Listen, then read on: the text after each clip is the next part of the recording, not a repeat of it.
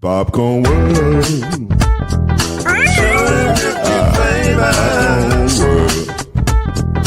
Popcorn World. Yeah.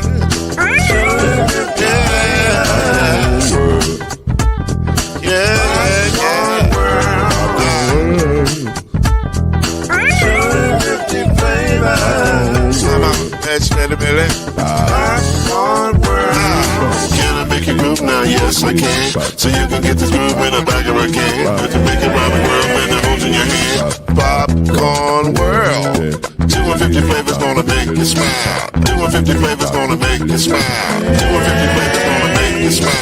I said popcorn make you smile. Ah. Popcorn World. Popcorn World. Popcorn World. It's a popcorn world. It's a popcorn world.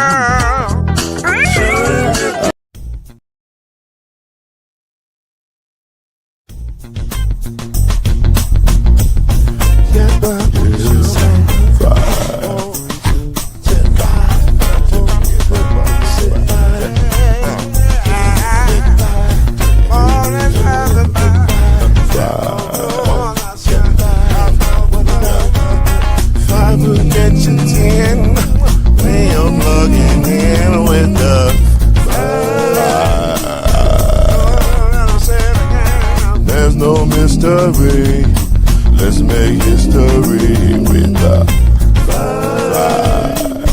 Oh, the show 2 and 3. Add 1 more plus me and do the 5. The 5. Yeah. We keep it on the floor. And the funk was 4 and you got 5.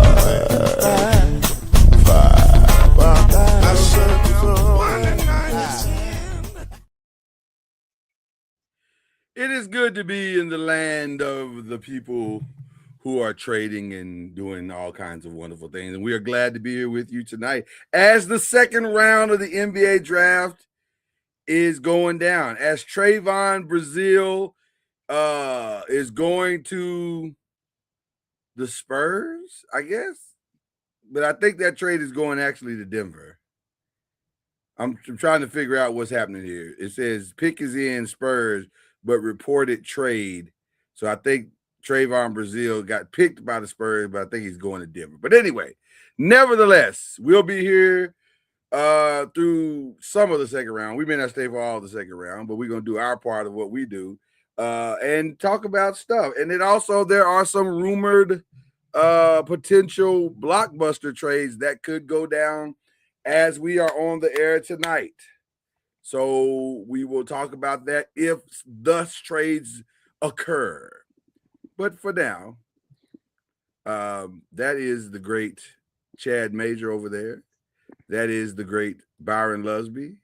And I am Lloyd Spence, a.k.a. Mr. Noise. And we're glad to be here with you on the 5. This will be our final show for the summer. After tonight, we're going to take a break. We'll come back bigger and better than ever in September, I guess, or August, or whenever we come back. Probably be August sometime, but at least a month we're going to be gone. So that you ain't going to see us. So we got a lot to talk about tonight. The draft went down, or the first round of the draft went down last night, and it was interesting. Not as interesting as we thought it was going to be, but it was interesting. It was definitely interesting. And so we will talk about, let's talk about what happened. First of all, let's run through, I guess, a quick reminder to everyone as to who went where. And let me pull that up. We have that. Production has loaded that into the system. So let me pull that up so we can see it together. Okay, here we go. So this is the first day results. To the surprise of no one, AJ. I had it before the show. Anise, I got it. Anise Debansa. I was like, Anise, who was that? Did they draft somebody different? And then I realized it was AJ. Okay. So it's Anise Debansa went number 1 to the Wizards, followed by, also to the surprise of no one, Darren Peterson going number 2, Cam Boozer going number 3 to the Grizzlies, Caleb Wilson to the Bulls. So the top 4 were basically what you thought they were going to be. Keelan Wagler, not a huge surprise, but a surprise. It was kind of, oh, okay, that's interesting, which made, I guess it was a little bit of a surprise because I had not seen that Michael Brown was going to go as high as 6 to the Nets. So the fact that he went to the Nets was a little bit of a shocker. So he went 6. Darius Acuff went 7 to Sacramento Kings. May he be in peace with himself until his trade comes. What? Kingston Fleming with number 8. Now, this to me was the first moment. Because we know that the Dallas Mavericks got a new coach in Dusty May. He left Michigan yesterday, as a matter of fact, to be the coach of the Dallas Mavericks. And his first official act, as to the surprise of no one, was to draft one of his own. So we were like all thinking, okay, he'll draft one of his own. Gotta be Yaxel. No, he went with Morez Johnson, which we will talk about in just a minute, because that was a shocker to me. Brandon Burries picked, the Bucks picked Brandon Burries at number 10, and said Yaxel went to number 11. Now, this was also controversial because apparently Joe Lacob wanted someone else. So we'll get into that here in just a minute. Ade Mara went number 12. So Michigan had a nice little run there from 9 to 12. Nate Ament from Tennessee went to the Bucks, but that's really going to the Miami Heat. No, I'm sorry. The Miami Heat picked him, and that's going to the Bucks. That's what I meant to say. Okay, there we go. Then Heinz Steinbeck from Washington went to Charlotte. Dalen Swain, that was another little bit of a kind of a like, oh, no one had that on their draft board, but he went to the Chicago Bulls. Bennett Sturts went to Oklahoma. Why is that significant? We'll talk about that in a second. It's probably very significant because they've taken 2 guys that are sizable. Ade May is 7'3", if I'm not mistaken. Is that correct? And I think Bennett is a big guard. So why would they do that? We'll talk about that here in just a second. Ibuka Okori went to Detroit. Christian Anderson to the Hornets. Hornets, we'll talk about, I thought did very well. Alan Graves went 19 to Toronto. And then the Spurs entered the draft. And the Spurs had a very Spurs-like pick. Determined and Spurs-like pick. And also they knew exactly what they wanted to do in this draft. They started with Jaden Quinitz at number 20 and then went to Terrence Reed at number 26. And I don't think they're done. I think they have a theme that they've developed for this draft. Kareem Lopez to the Grizzlies. LeBaron Philon, who stayed longer than we thought he would. Actually, if I'm being honest, I thought he might have gone at 15. He did not. He dropped all the way down to 22 and then curiously went to the 76ers, which kind of tells me that Tobias Harris might have seen his last days. But we'll talk about that in a minute. Zuby Ejiofor to the Hawks. The Lakers came up to the 24th spot, switch spots with the Mavericks. See, we're still on good terms. They went up to the 24th spot and took Cameron Carr, which was an interesting take as well. And we'll get into that. Sergio Delaria with 25th, Terrence Reed 26th, Chris Sinnock Jr. went 27 to the Celtics, Joshua Jefferson 28th. And then there was a weird set of trades that went down. And by the time it was all over, Alex Caravan went to 29th to the Sacramento Kings. And finally, Coy Pete went to the Phoenix Suns by way of the New York Knicks. So there it is. Those are your first round players and where they ended up. Thoughts, gentlemen, to some of the things. Who did you like? What did you like about these picks? Is there anything you didn't like? Talk to me, man. What how did that first round go for you? It was pretty much like you said, other than Phylon falling, it was pretty, pretty much what you thought. Teams in the West were going to try to get bigger, Yes. and they're going to try to get a little bit more. Everybody in the East going to try to get a little more athletic and some shooting. So it was pretty much chalk. Basically, you kind of knew what people were going to do. Right. There wasn't a lot of Wasn't yeah. surprises. Wasn't a lot of surprises. The only Mhm. ones that were surprising to me was, again, I didn't understand, and I'm start with our resident kind of Warriors fan, which is what which will make him now going forward. He's kind of a Warriors fan. Just definitely. Yeah. Now I can't hear him. Can you hear him, Byron? He wasn't talking. That was me. Oh, I thought he was talking. I didn't hear anything he said, but okay. All right. No, I can't hear him now. Yeah, that's what I'm saying. Something's going on with his sound. And ironically, it's going on with his sound now because we're talking about his Warriors and the curious nature of his team.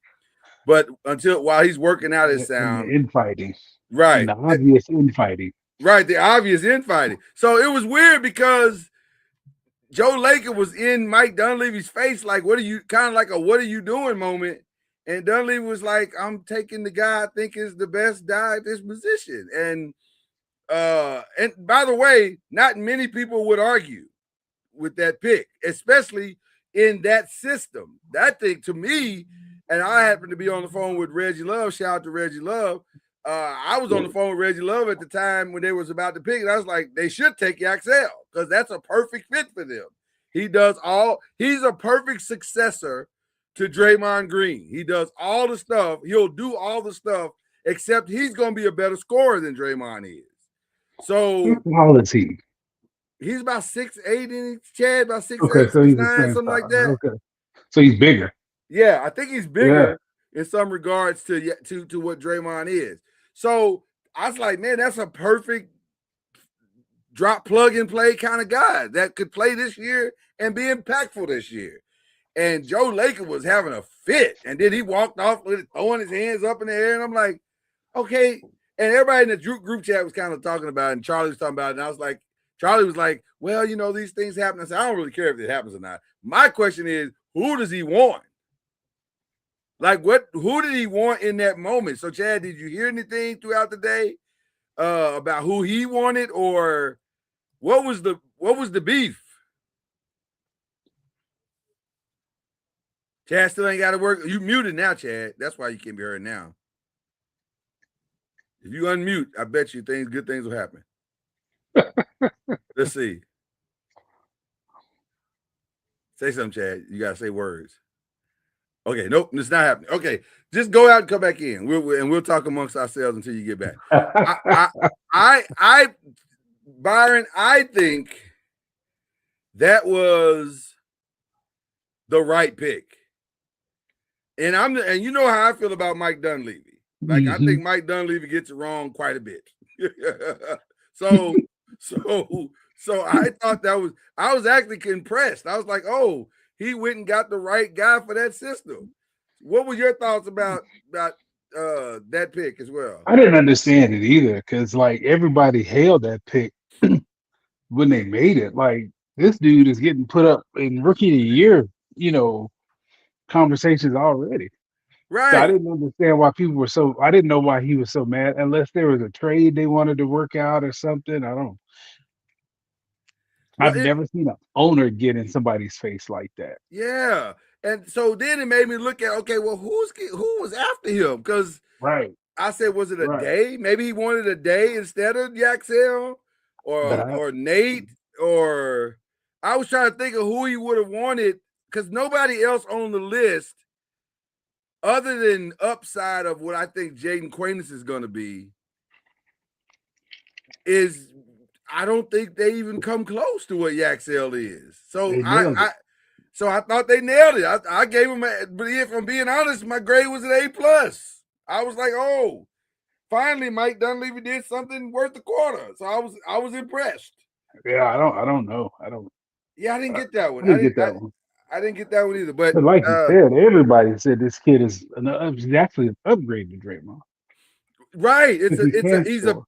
he if he takes the lessons of Draymond from the defensive side and adds it to his already pretty solid offensive game, he's a steal. He could easily be. I'm not saying he's going to be rookie of the year because he's got a lot. There's a lot of guys ahead of him that are really, really good. But he's going to have an opportunity to make a first team rookie because it should be a significant upgrade and a nice. I think he's what they wanted Jonathan Kuminga to be when they drafted him. And so I love the pick. So I was really confused by that. So let's see if we maybe the GM wanted the other guy. Maybe the GM wanted the center, and they were like, "No, take this guy." Maybe that was the battle. Yeah, we got you, Chad. Okay, so Chad, give us the 411. Have you heard anything? What was the beef? Why were they beefing? There was a issue where they thought they was going to trade for someone. The trade fell through, and so they had to make a pick. So so they had their eye on a player. Do you know who the player was? I don't. That has not been released. Okay. But okay, so the trade, I know it was mad. I was like, why is he so mad? So so there must have been a significant trade that they thought they were gonna get. Yeah. And well, then that goes back to Mike being fired again. So he's probably gonna Yeah, it's I mean, listen, I don't know what the trade was. I'm sure it'll come out over the next couple of days. But Yaxel is a solid pick. He is. Yeah. That is a solid pick and a guy that can help you day one. Exactly. Yeah. So, I like the pick. So you definitely. But that we have to measure the pick now versus the trade. So once we find out who the trade is, then we'll say, oh well. Yeah. I mean, for what it is, I like the pick, and I think I mean, he works for what their system is. So he's perfect. He's absolutely perfect. So now it'll be interesting to see. I'm very curious to see what the trade was because the way he reacted as though the trade was done, and Mike mucked it up. Mm-hmm. So now I'm really curious, Byron. I'm gonna have to do some research my own self and say how bad is this muck up? Because clearly Joe Laker was hot. He was fish grease hot. Or he wanted the big guy. Or one of them. It could be a thing where he wanted the center, and then Dunleavy wanted the center, and the GM and the owner's like, no, we're not doing that. It's one of those two. Yeah, it's either something like but either way, it's not good. It's not good at all. But man, that was bad. Well, Mike is one step closer to being fired today. That's what we're really figuring out. And either one of those picks would have been good. A day would have been good, or Jax would have been. I don't love a day. I don't know about the big guy. The way they play, he's gonna have to play on the floor. I like Yaxel much more. I mean, a day can pass. He can pass, and but he's slow. He's god awful slow. And I didn't. I'm gonna be honest with you. I didn't love the pick for Oklahoma City because I was like, why do you? That's your Chet Holmgren replacement, unless you're gonna merge the two guys together. That's six more fouls, and they saw that leaning on Wemby tired him out. So they figured a free Chet and have him just lean on him. Yeah, that the Oklahoma and the San Antonio picks were to counteract each other. I think so. Yeah, so I didn't get that one. I didn't love the Dave pick. I thought now as far as winners and losers, it's hard to say that, and I don't even really, if I'm being honest with you, I don't want to get into the winners and losers because who knows. So maybe somebody won that we didn't even see won, right? But I'll tell you the picks that I liked and the placements that I liked. And I think I think I like Derek Peterson in Utah. but they got a log jam there. And then I heard something about now they thinking about putting making Ace Bailey come off the bench. And I was like, okay, I don't know what y'all doing at this point because that doesn't make any sense. So I don't know I don't know how to feel about the Darren Peterson pick. I thought the Grizzlies reloaded well with Cam Boozer, with Kareem Lopez. That's a solid rebuilding type thing. I'm not as big on Cam Boozer. You're not a Cam Boozer guy. I don't think he's gonna get any better than what he is. I think his floor is. We don't have a low floor, but he don't have a high ceiling either. Maybe it depends on who his point guard is going to be. Maybe that point guard that they have. I think he's one of them. What you see is what you get. That's me. I don't know. I think he's going to be exactly what his dad was, a contributor. I don't think he's going to be. But it's going to be an all-star. They're looking for an all-star, right? Maybe he might stumble into some all-star years because of injuries and I think he's going to get the ball. He's going to get opportunities because other than Ja, I don't know who else they have. Which is what I'm saying. I think he'll be exactly what his dad is. When his dad was at Utah, his dad was an all-star because there was nobody else on Utah. And so he put up nice numbers. But then when his dad went to other places like Cleveland and other places like that, he was just a dude doing a thing. And so I think that's what he's going. I don't see Cam as being this generational talent like I've heard. And I love after. Right. Well, listen. That's to me. That's where the failure is. If you're gonna look at a failure, I think the Grizzlies should have taken Caleb Wilson. He might be the best player in the draft when it's all said and done. Caleb's gonna be a problem. I'm telling you. Yeah, first of all, they're gonna love him in Chicago. They are going to love him in Chicago. And Chicago has some pieces too, so they get some young pieces too. Yeah. So I think that's where, if you want to talk about a misstep, that might be the misstep that they should have taken Caleb over, especially if they're not gonna keep John Morant. Then you really are starting all the way over. What is Cameron Bruiser doesn't bring the ball up the court? So what are you doing? So that doesn't make a lot of sense to me. I felt bad for Darius Acuff. Great talent. But he'll do his 4 years. Yeah, he'll do his 4 years in Sacramento, and then he'll move on, just as obligated once you signed up in Sacramento. Which team would he have been better for, at Clippers or Brooklyn? The Clippers. The Clippers, probably. Yeah. Actually, Michael is not a bad pick for them. He's a great scorer. He's a slasher. They'll love him there. He can put the ball in the bucket. They won't win any more games than they're winning now with Michael. But is his back going to be an issue, or is it all? Oh, listen. His back will heal the same. His back will heal the same way that James Harden's back healed when he left Brooklyn. Really, you know that miraculous healing that James had. That's Michael's back. Like, oh my God, my back is amazing right now. So it'll be about the same. So, but he'll play well there. He'll put up nice numbers. His rookie season. The one that got me. Let's talk about the one that got me. I didn't understand Morez to Dallas at all. I do. Okay, talk to us, because I didn't see that. I don't see that in him. I think that the reason why Dusty picked him is because he's his favorite out of the three that was drafted. Oh, so Dusty's going to get fired early then. I don't necessarily think he's going to be fired early. I think 100%. He's a high motor kid. He plays defense, which they definitely want to have a defensive anchor. One question and one question only, Chad. Okay. Is he better than Yaxel? Is he better? No, he's not better than Yaxel. But it depends on what they want him to do. It depends on what they want him to do. Nope. He's not better. No, he's not better than Yaxel, but he may be the favorite of those three. Like I was saying. I'm going to tell you where the trajectory is for that return.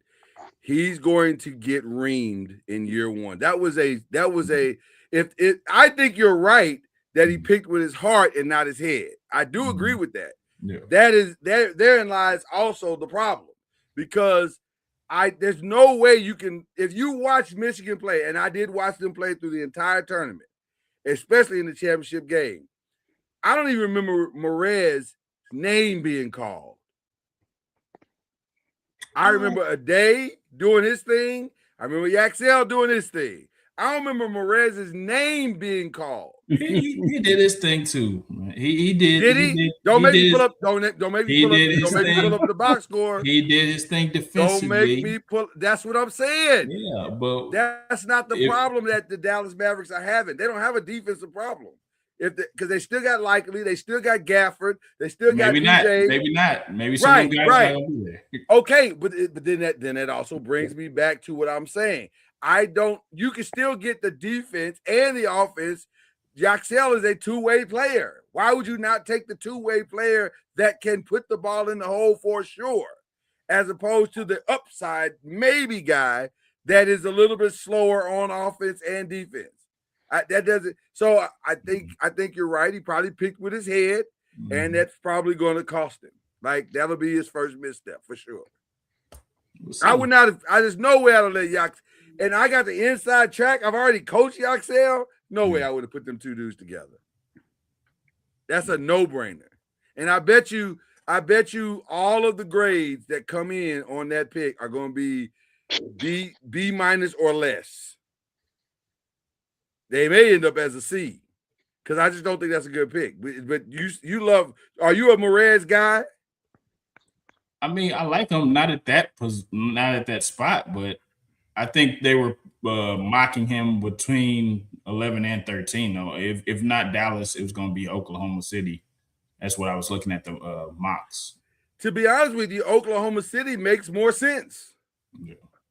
That actually makes more sense. So I think they missed on that one, but time will tell. Time will tell. Quite possibly the steal of the draft is Jaden Quainance, but the problem is I'm not sure he's going to play this year. Mm-hmm. I was listening to some stuff today, and I think he's still got some knee issues, and he's going to have another surgery, and they're going to probably have to just let him sit and marinate. For 1 year. Now, once he heals properly, if he comes back to what he was, it's going to be an outstanding pick. I mean, an outstanding pick. Mm-hmm. But right now in year one, man, he must have messed it up bad. Yeah, he hasn't played. He had the surgery at 25. Yeah, so it's been a year, over a year. So it's been over a year. You're right. It has been a while. Maybe I don't know, but yeah, I agree with you. Maybe something else was going on too. Yeah. If he can give him something at the back half of this year, it'll be great, and then be ready to really roll next year. But yeah, I agree. Yeah. I mean, you can. I don't know. You can stick him in the G League for a little bit until he's ready. Okay, real quick, I just want to throw this out. Which when you start to hear words like this, you realize something's cooking. Shams Charania just 6 minutes ago says, and then of course my phone went dark. Okay. He says there is a sense. Boston has a sense of purpose in the Jaylen Brown trade talks. A sense of purpose. That I think it's going down before we get done tonight. I do. You got to go. Yeah. Well. So let's get into that right now, because I was going to save that for question 3, but let's actually get into that right now, because the reality is. You do have to go. You can't walk that back. No, I don't. Now, should they walk it back? Should they walk it back? They should try, but it's their fault. They in this spot. Yeah, like they brought it on themselves. They know they offered him in the Giannis trade, so you can't go back. You got to. It's not even that. It's the fact that he carried the team all year. Then you bring Jason Tatum back, and then you don't even treat him like he's a bonus. You put him back with big minutes, like he didn't just carry you like to that Jalen point. Didn't just get you to the second spot in the East. Yeah, like this dude wasn't coming back off an injury, and then he gets hurt, and like that. You don't do that. That dude. Now you see how they feel about him, though. That's why he want to leave, because you see he get no respect. Yeah. Well, he definitely had an Ice Cube moment. Here's what they think about you. Yeah, I wouldn't want to stay somewhere that I'm not respected either. So I get it. Yeah, I but it didn't even have to come to that. Like you that's bring where I'm Tatum going. along, That's you where I'm bring going. Tatum along as a bonus. Like anything you get from this guy is extra. You don't treat it like that's the main dish when the other guy is the one that got you there. Yeah. And by the way, the other guy is pretty darn good. He led you because honestly, you could make a more than solid case that had Tatum not come back, Jalen was the MVP of the league. Like I think they single-handedly killed Jalen's MVP run because Jason came back and put up numbers, so it looked like Jalen was just the holder, the holding place for that for who was dynamic on that team. Listen. Cam was asking me. He said, "Shout out to Cam." He said, "Hey man, I still would try to keep him." I said, "You can't. It's over. Yeah, It's over. You cannot float this man." And matter of fact, they didn't even float it. Last year they floated him out there. This year they were brazen and said, "If we can get Giannis, Jalen is gone." yeah. So you're basically saying the guy that helped you get your first title or your 18th title and was your MVP candidate, we have no value to him other than we need to move him on for something better. That's the thing. You can't walk that back. Finals MVP, and you. Yeah, you can't walk that back. It's over. It is over. That conversation is over. So unless you give him the only thing that would fix it is even more money. And then do you really want to pay this dude $70 million exactly. a year? Yeah. Exactly. You still got to pay. You already complained about being far over the second apron, and you're going about to go even further. So I think it's a done deal. I would not be surprised if before this draft is over, that situation is over, and we just move on. Like it's crazy to think that, and it's crazy how time. Or I guess the way I want to say this, it's crazy how we don't learn the lessons of time. We've seen this movie before. Shaq and Kobe. Mm-hmm. I mean, it's probably many more than I'm thinking. Oh, James, Russell, and KD. Like we've seen this "we can't get along" movie before, and I don't understand how we get here. Because it shouldn't be that hard to love two people equally. Like I love both my kids. Byron, I know you love both your kids. Most fathers and mothers love both their kids. They don't love one over the other. They love them both equally. They love them for different reasons probably, but they don't love one more than they love the other. We love them. That's just how parents, that's how it works. So I don't understand why it was this hard to make Jalen feel appreciated and loved. Now, some would say, well, they gave him $300 million. He should feel appreciated. That's not how it works. He earned that. Right. Right. In his mind, no, you didn't give me $300 million. I earned $300 million. Yeah. So the respect is what I'm looking for. And to not give him that respect to me is crazy. So we will digress on that part. I don't know what they're going to do. Well, let's talk about what they're going to do. Where's the trade at? Because if it ain't with Giannis, where's the trade? No idea. No idea. I don't either. I don't either. Can I offer one up? As crazy as this is gonna sound, as crazy as this is gonna sound. I think I know where you're going, but go ahead. Because I was very curious today that my Lakers settled so fast on Austin Reeves. I was like, wow, 4 for 185? He left money on the table? Now, there's only two reasons to leave money on the table. That money helps you sign other people, even though that's hard cap, so it's not that big of a deal. But still, extra money is extra money. Or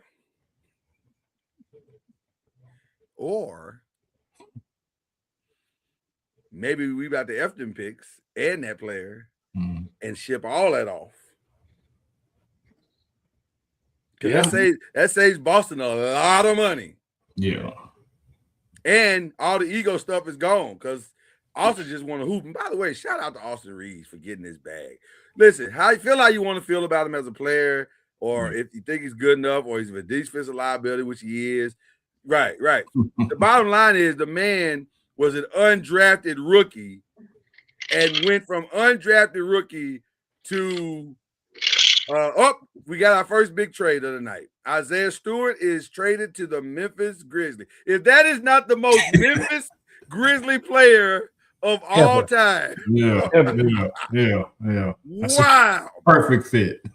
3 future second-round picks is what he's getting. They are going to love him in Memphis. He's exactly. Yeah. He is all things Memphis. It's a perfect pick. Only thing he's missing is a gold tooth, and he needs to change them dread to a curl. And he's perfect. He might have it. Wow. Bill Simmons said some things are just meant to happen. Some things are just your thoughts, gentlemen, on Isaiah Stewart being traded to Memphis Grizzlies. You nailed it. Yeah, I mean, I can't think of anything better than that match. Oh my God. If I was gonna draw up a player or if I was just gonna randomly pick a player out of the league and say he's a Memphis Grizzly, it would be Isaiah Stewart. So that's crazy. Him and Ja gonna be trouble. Huh? So him and Ja gonna be even more trouble. Oh, Ja's gone. Yeah, you ain't gotta worry about Ja. Ja won't be there. Nah, Isaiah Stewart he may fight on the court. He ain't no off the field stuff. Yeah, I haven't heard him do nothing crazy off the court yet. Not yet. But he in Memphis now, so it's you don't mess around in Memphis. Some dudes know where to go. Well, except for John, they know where to go and where not to go. I agree with Ron. I think the only thing Isaiah Stewart is missing is a deuce and a quarter. And if he can get him a deuce and a quarter, he's got everything he needs to survive in Memphis. Oh man.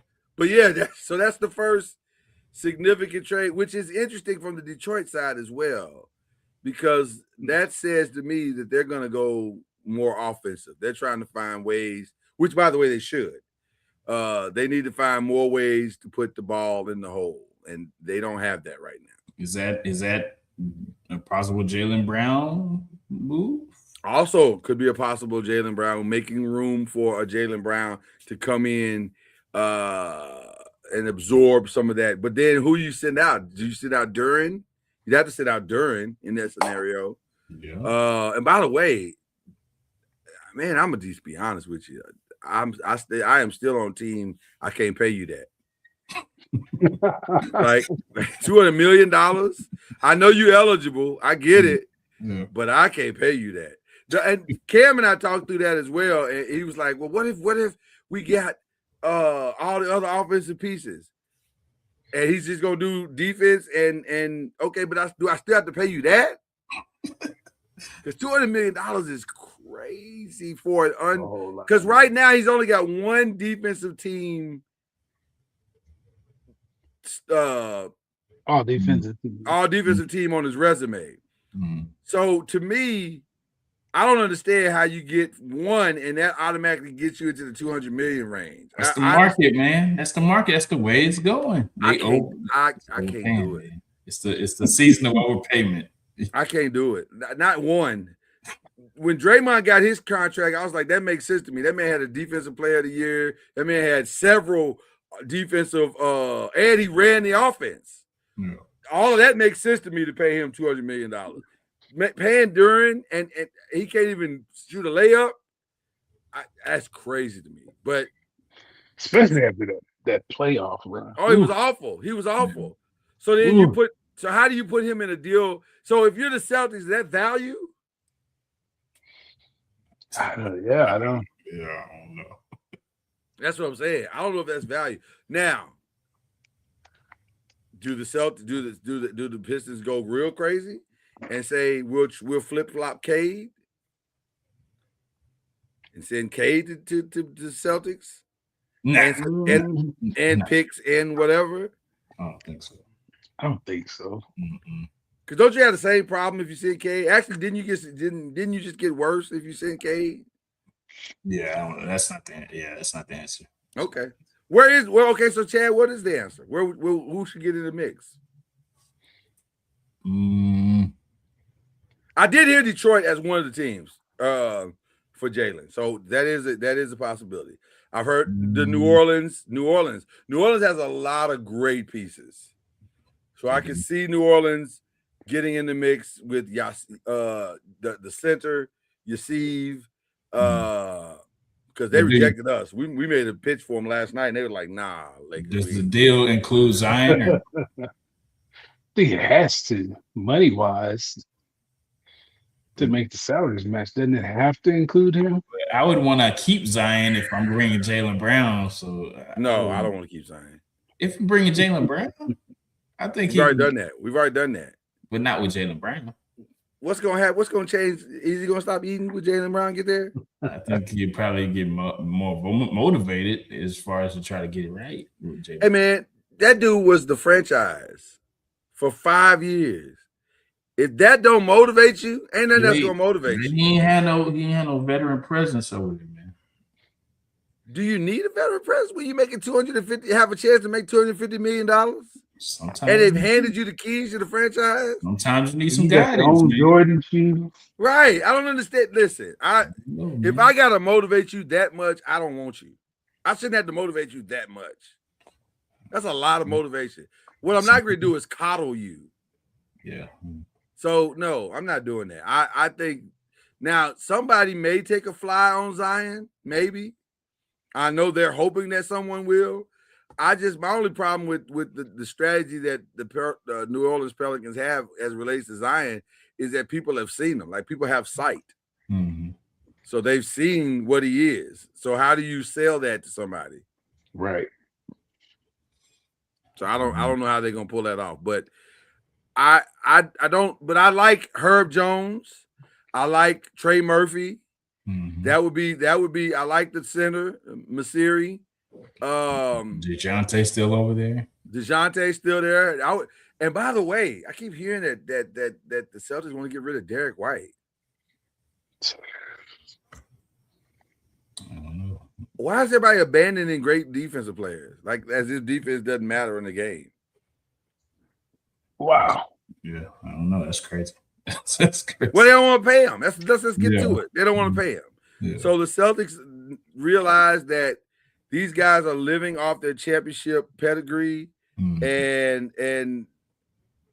they don't want to pay these guys. So, but getting rid of Jalen Brown, you're going to have money to pay him. Well, it depends on who they get back. Yeah, depends on who they get back. Depends on where he goes. Where would you like to see him go, Byron? I don't know. I have no idea. That's what I'm trying to think. Yeah, that's what I'm trying to do too. Yeah. And I'm trying to figure the hardest part is like he'll fit anywhere. So Brooklyn? What can you get back? Somebody has to have something to give back. You're not gonna let him go for nothing. They can't let him go for nothing. Yeah. So it's gonna have to be picks or players involved. So yeah, you can't let him go for nothing. You gotta get something. But I'm with you. I don't know what makes the most sense. Yeah. Say like a Brooklyn or somewhere. Let me see here. I don't think they have the assets to. Right. I'm trying to look around now. Cleveland, maybe. Maybe that's if LeBron don't go there. Chicago. They don't have any. They don't have anything to give. That's the only problem. Yeah, a ton of wings. Maybe Charlotte wouldn't because they got a nice little nucleus. So I'm hearing they do not want to re-sign Mikal. Mikal Bridges. I'm hearing they do not want to re-sign him, which is interesting. But I can also understand that because he overpaid for what you got. Right, and he hadn't really done anything. Like he's a highlight reel from time to time, but he's not done anything. Mm-hmm. How about Denver? Perhaps. Jokic and Jalen Brown is a problem. Yeah, that is a problem. Are you going? Yeah, I mean, if they got rid of Jamal Murray, I would say Jamal. I'd package up Jamal and maybe Aaron Gordon. Yeah. And send them both out and be like, here you go. They got to do something. Denver's got to do something too because, their window is closed. Yeah. Does it make sense for the Clippers to try to do a Jaylen Brown Kawhi swap if the Celtics will listen to that? Got to see if his uncle will allow that. What? What did Got you to just see if say? Kawhi's uncle will allow that. Yeah. Uncle Dennis, we calling him Yeah. we call him Balmer, and we should be calling Uncle Dennis. Yeah. Uncle Yeah. Dennis controls all of that, sir. I mean, I could see it. But then again, you had the same thing if Kawhi goes over to Boston with him and Jason Tatum. I think you had the same issue. What do you mean? Say that again. I don't understand what you just said. Two alphas trying to wrestle for the ball. No, Kawhi ain't like that. Uncle Dennis is like that. No, I don't know if it's gonna work. I don't think Kawhi's like that. Kawhi's on the down slope too with those injuries. Like, but he still probably thinks he can do what he need to do. I don't think so. He ain't gonna be out there as much because in past performances, future performance, he ain't gonna be out there a whole lot. Right, and you only need Kawhi at the end of the season anyway. Like that's the only time you can sit Kawhi for 40 games and be like, just show up, at the end, sir. Wow. What am I? Help me. Okay, you laughing at what I'm saying, but am I wrong? Nope. No, he's hurt a lot. No, he's hurt all the time. He's hurt. You need to hang it up then. Uncle Dennis ain't gonna let him hang it up. Squeeze all the juice out of it. He gonna squeeze all the juice. He's gonna squeeze all the juice he can get out of there. Give me all the fries you can give me. Uncle Dennis want all the money. I ain't mad at Uncle Dennis, except I am mad at him. Like he be doing some unscrupulous. First of all, let's start there. Why you got your Uncle Dennis as your manager? Let's start with that. That's really the first mistake right there. It's just like an episode of Survivor's Remorse. But it's not though, because they didn't let Julius handle the money. they were crazy, but they weren't that crazy. They were not that crazy. The ones that make sense to me the most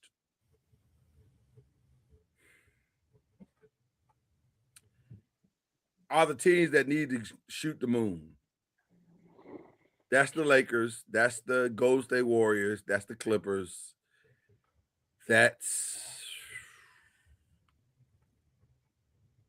Boy, if Miami could pull it off, that would be the most gangster. They need shooting. Yeah, but they can't. They desperately need shooting. They have none. Yeah, they don't have any more. They ain't got nothing else to give though, except for Bam.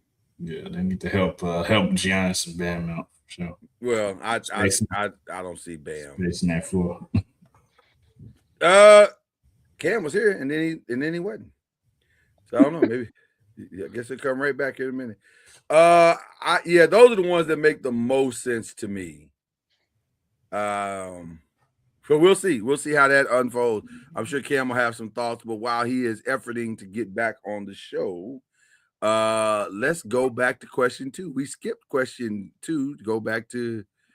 Okay, is this him? Is this him pulling up here? Okay, there you go. There he is. What's going on, Cam? Can you hear us? What's up? He can't hear us. He's getting it together. Yeah. Call production, Cam. Yeah. Yo.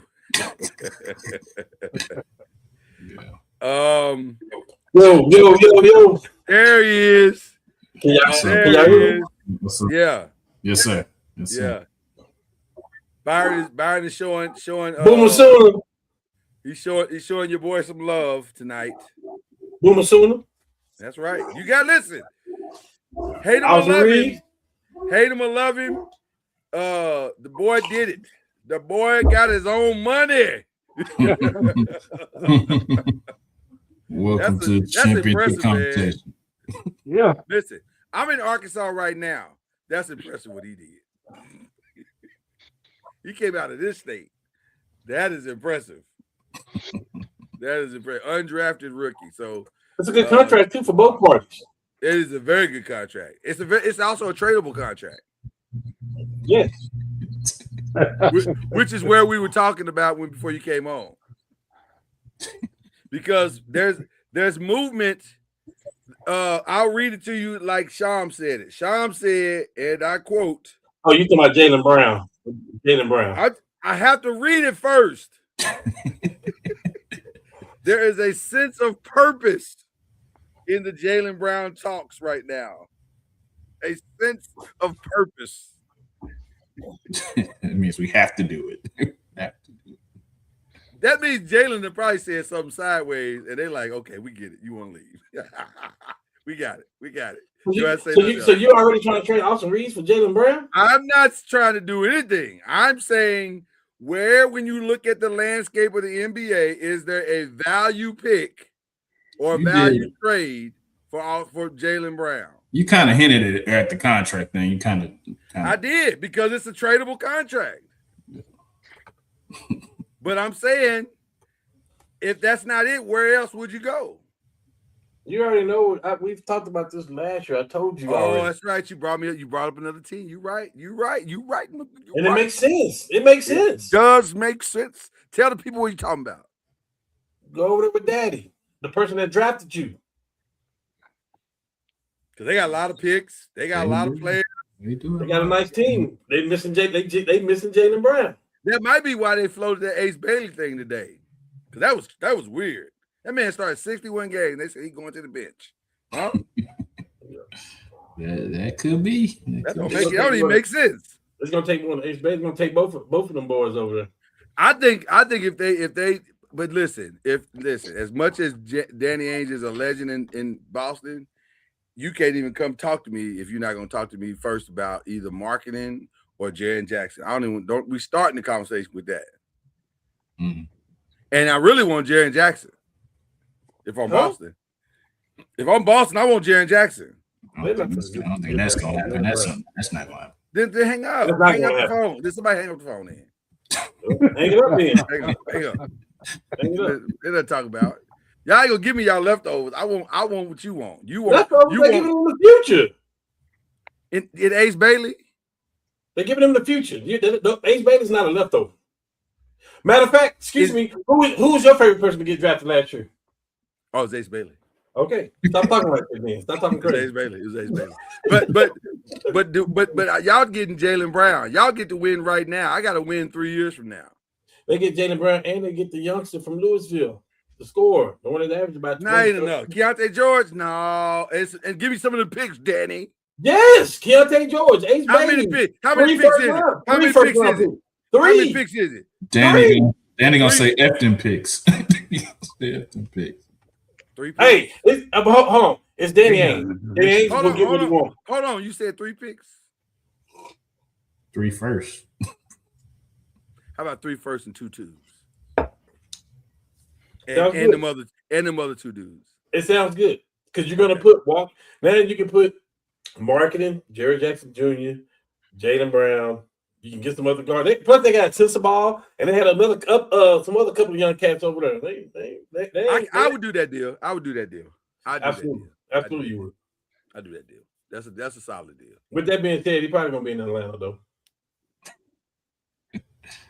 Are they ready to give up on Zakar already? He just got there. I think so. He ain't been there 10 minutes. He living in an apartment in Atlanta. He ain't even got properly twerked on at Atlantic City.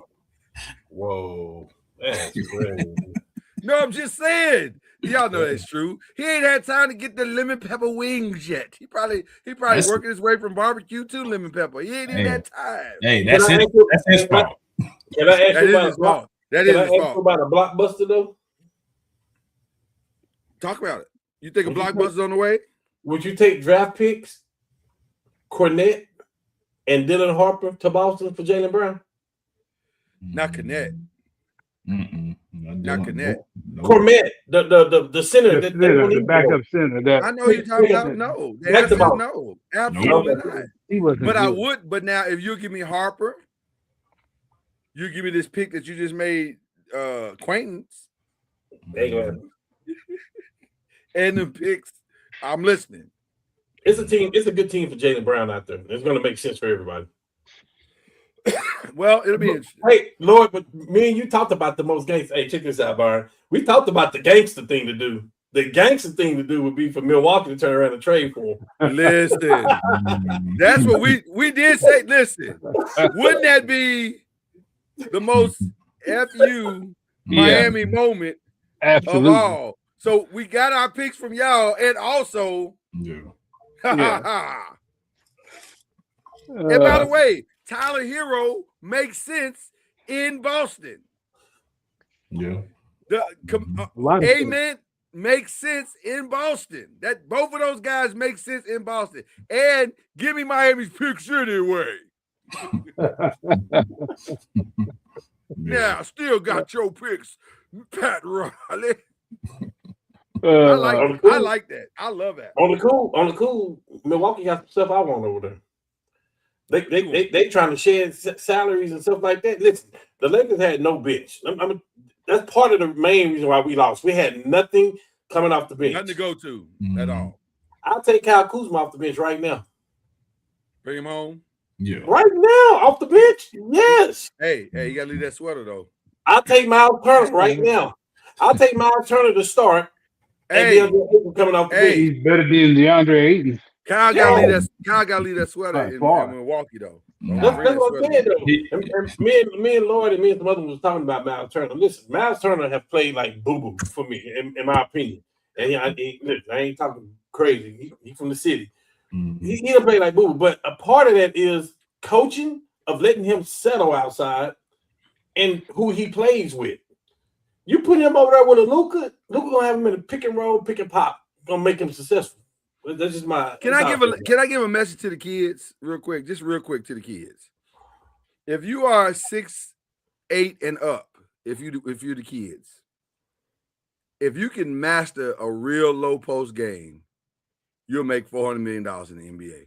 Yes. Mm-hmm. Stop popping out shooting threes. Just master the inside and be Shaq like dominant or Tim Duncan like dominant inside. You'll make $400 million. Easy work. And be able to shoot between 15 and 18 feet. Yeah, all you need to go is from elbow to baseline, and you'll make $400 million.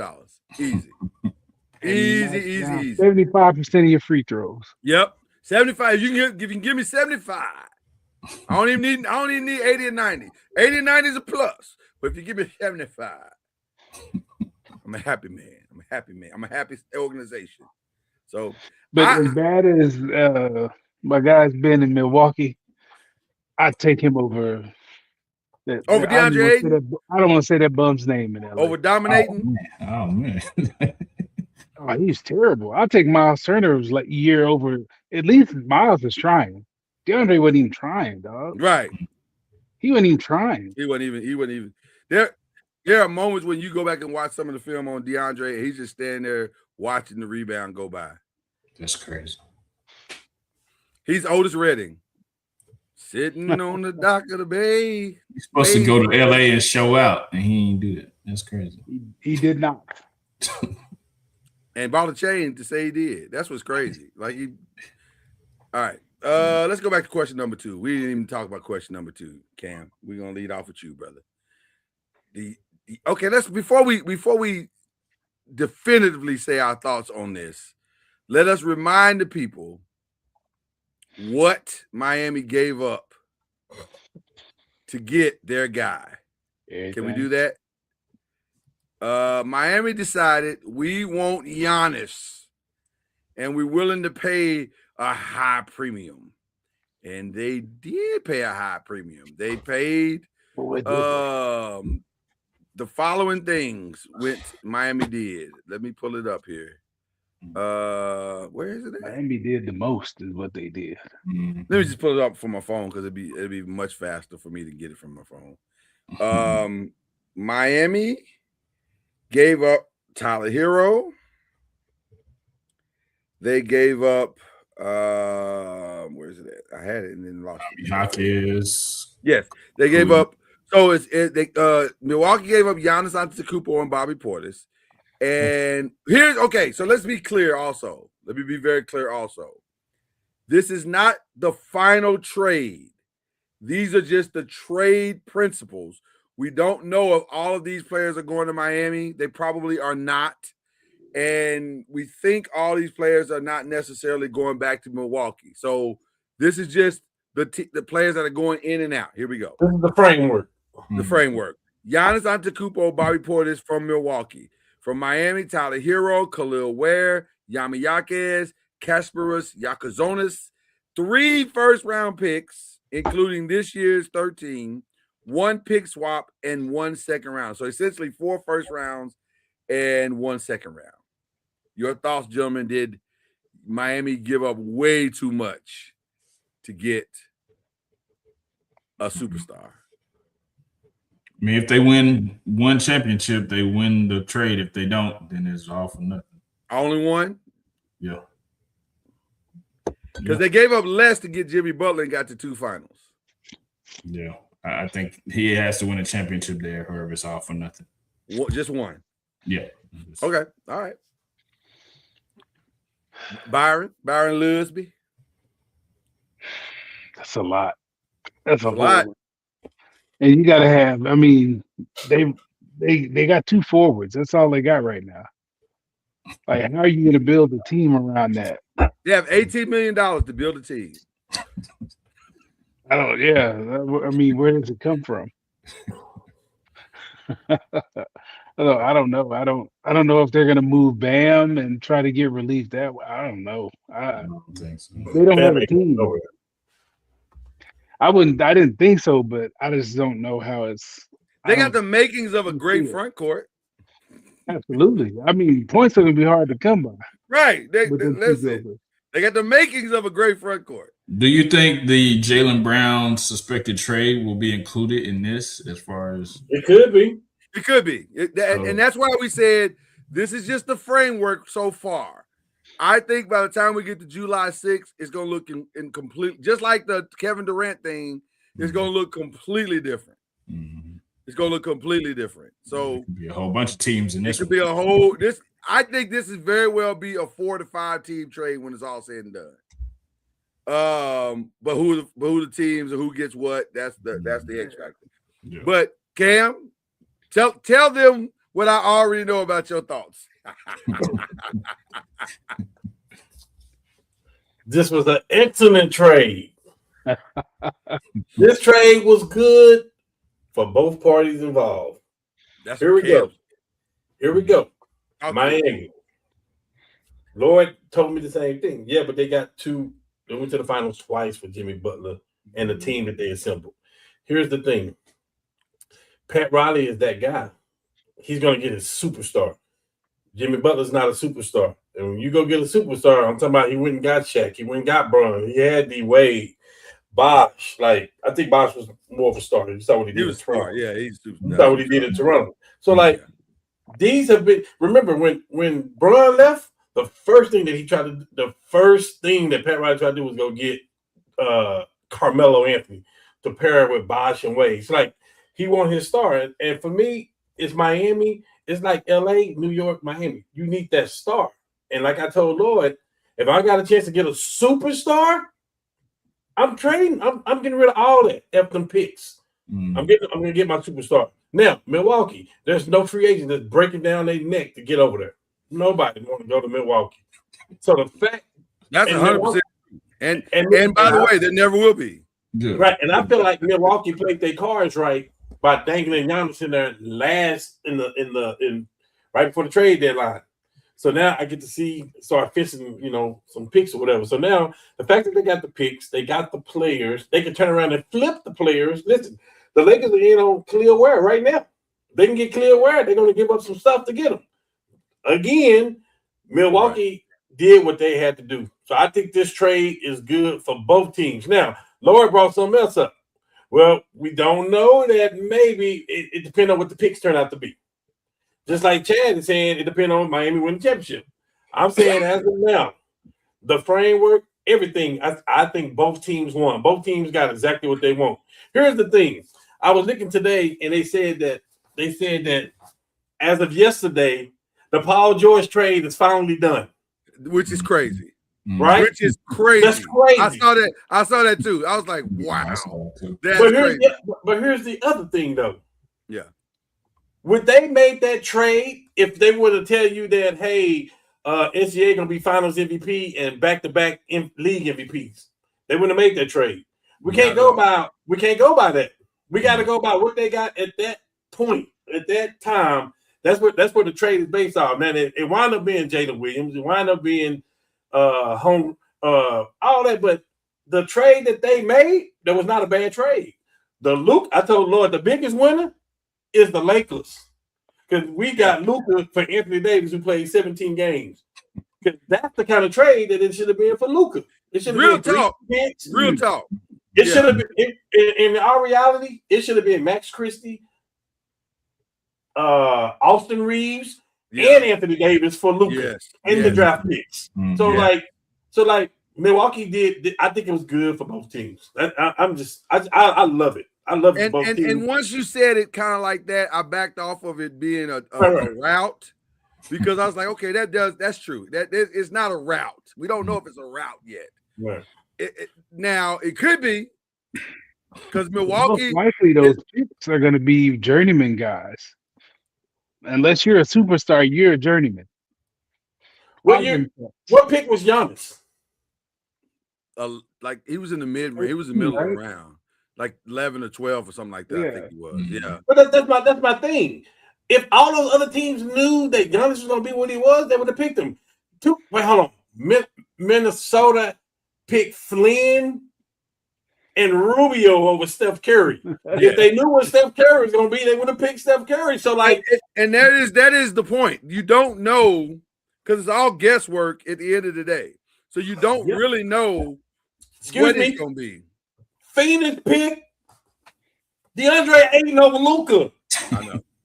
and they GM, they just got a new president of operations in Phoenix. And where was he from? Where Luka's from. And you didn't pick Luka? Yeah. And I'm sure he was standing on the table saying, this kid Luka is good. He's going to be great.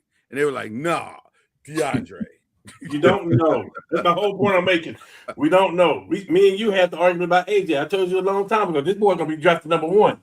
Everybody that was in the thing saying, listen, this A-Cuff and this Peterson guy right here. See, everybody saying that. And then somebody saying, Boozer saying, y'all may look back around and say, man, that guy should have been picked number 1. I should have been picked number 1 in this draft. Like, we don't know. And listen, only time will tell about all of it. Yeah. So we will see what any of those guys, maybe they all become great. We'll see.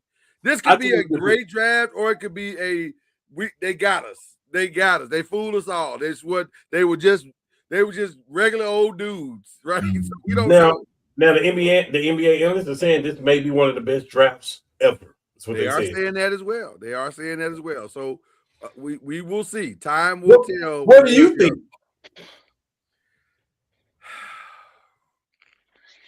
That's a great question. That's a great question. No, I'm not talking about the draft. I'm talking about the players themselves. I'm talking about the trade. Oh, the trade. I have actually. You kind of softened me a little bit, because my first reaction was what Byron said. Like, whoo, man, that's a lot. That's a lot. But then again, is it right? Like, we don't know if it is, because if Giannis rattles off 2 more, that wasn't a lot. Well worth it. Yeah. Right. It wasn't a lot. Well worth it. Yeah. And by the way, in the East, he could rattle off 2 more. Yes. Because if the Celtics do what we think they're about to do, then the next 10 years of the East is up for grabs. Right? You know, Boston is no longer the favorite anymore. No, but it'd be about those same 3 teams. The Knicks for sure. Well, that's what I'm saying. It's gonna be one of these 4 or 5 teams.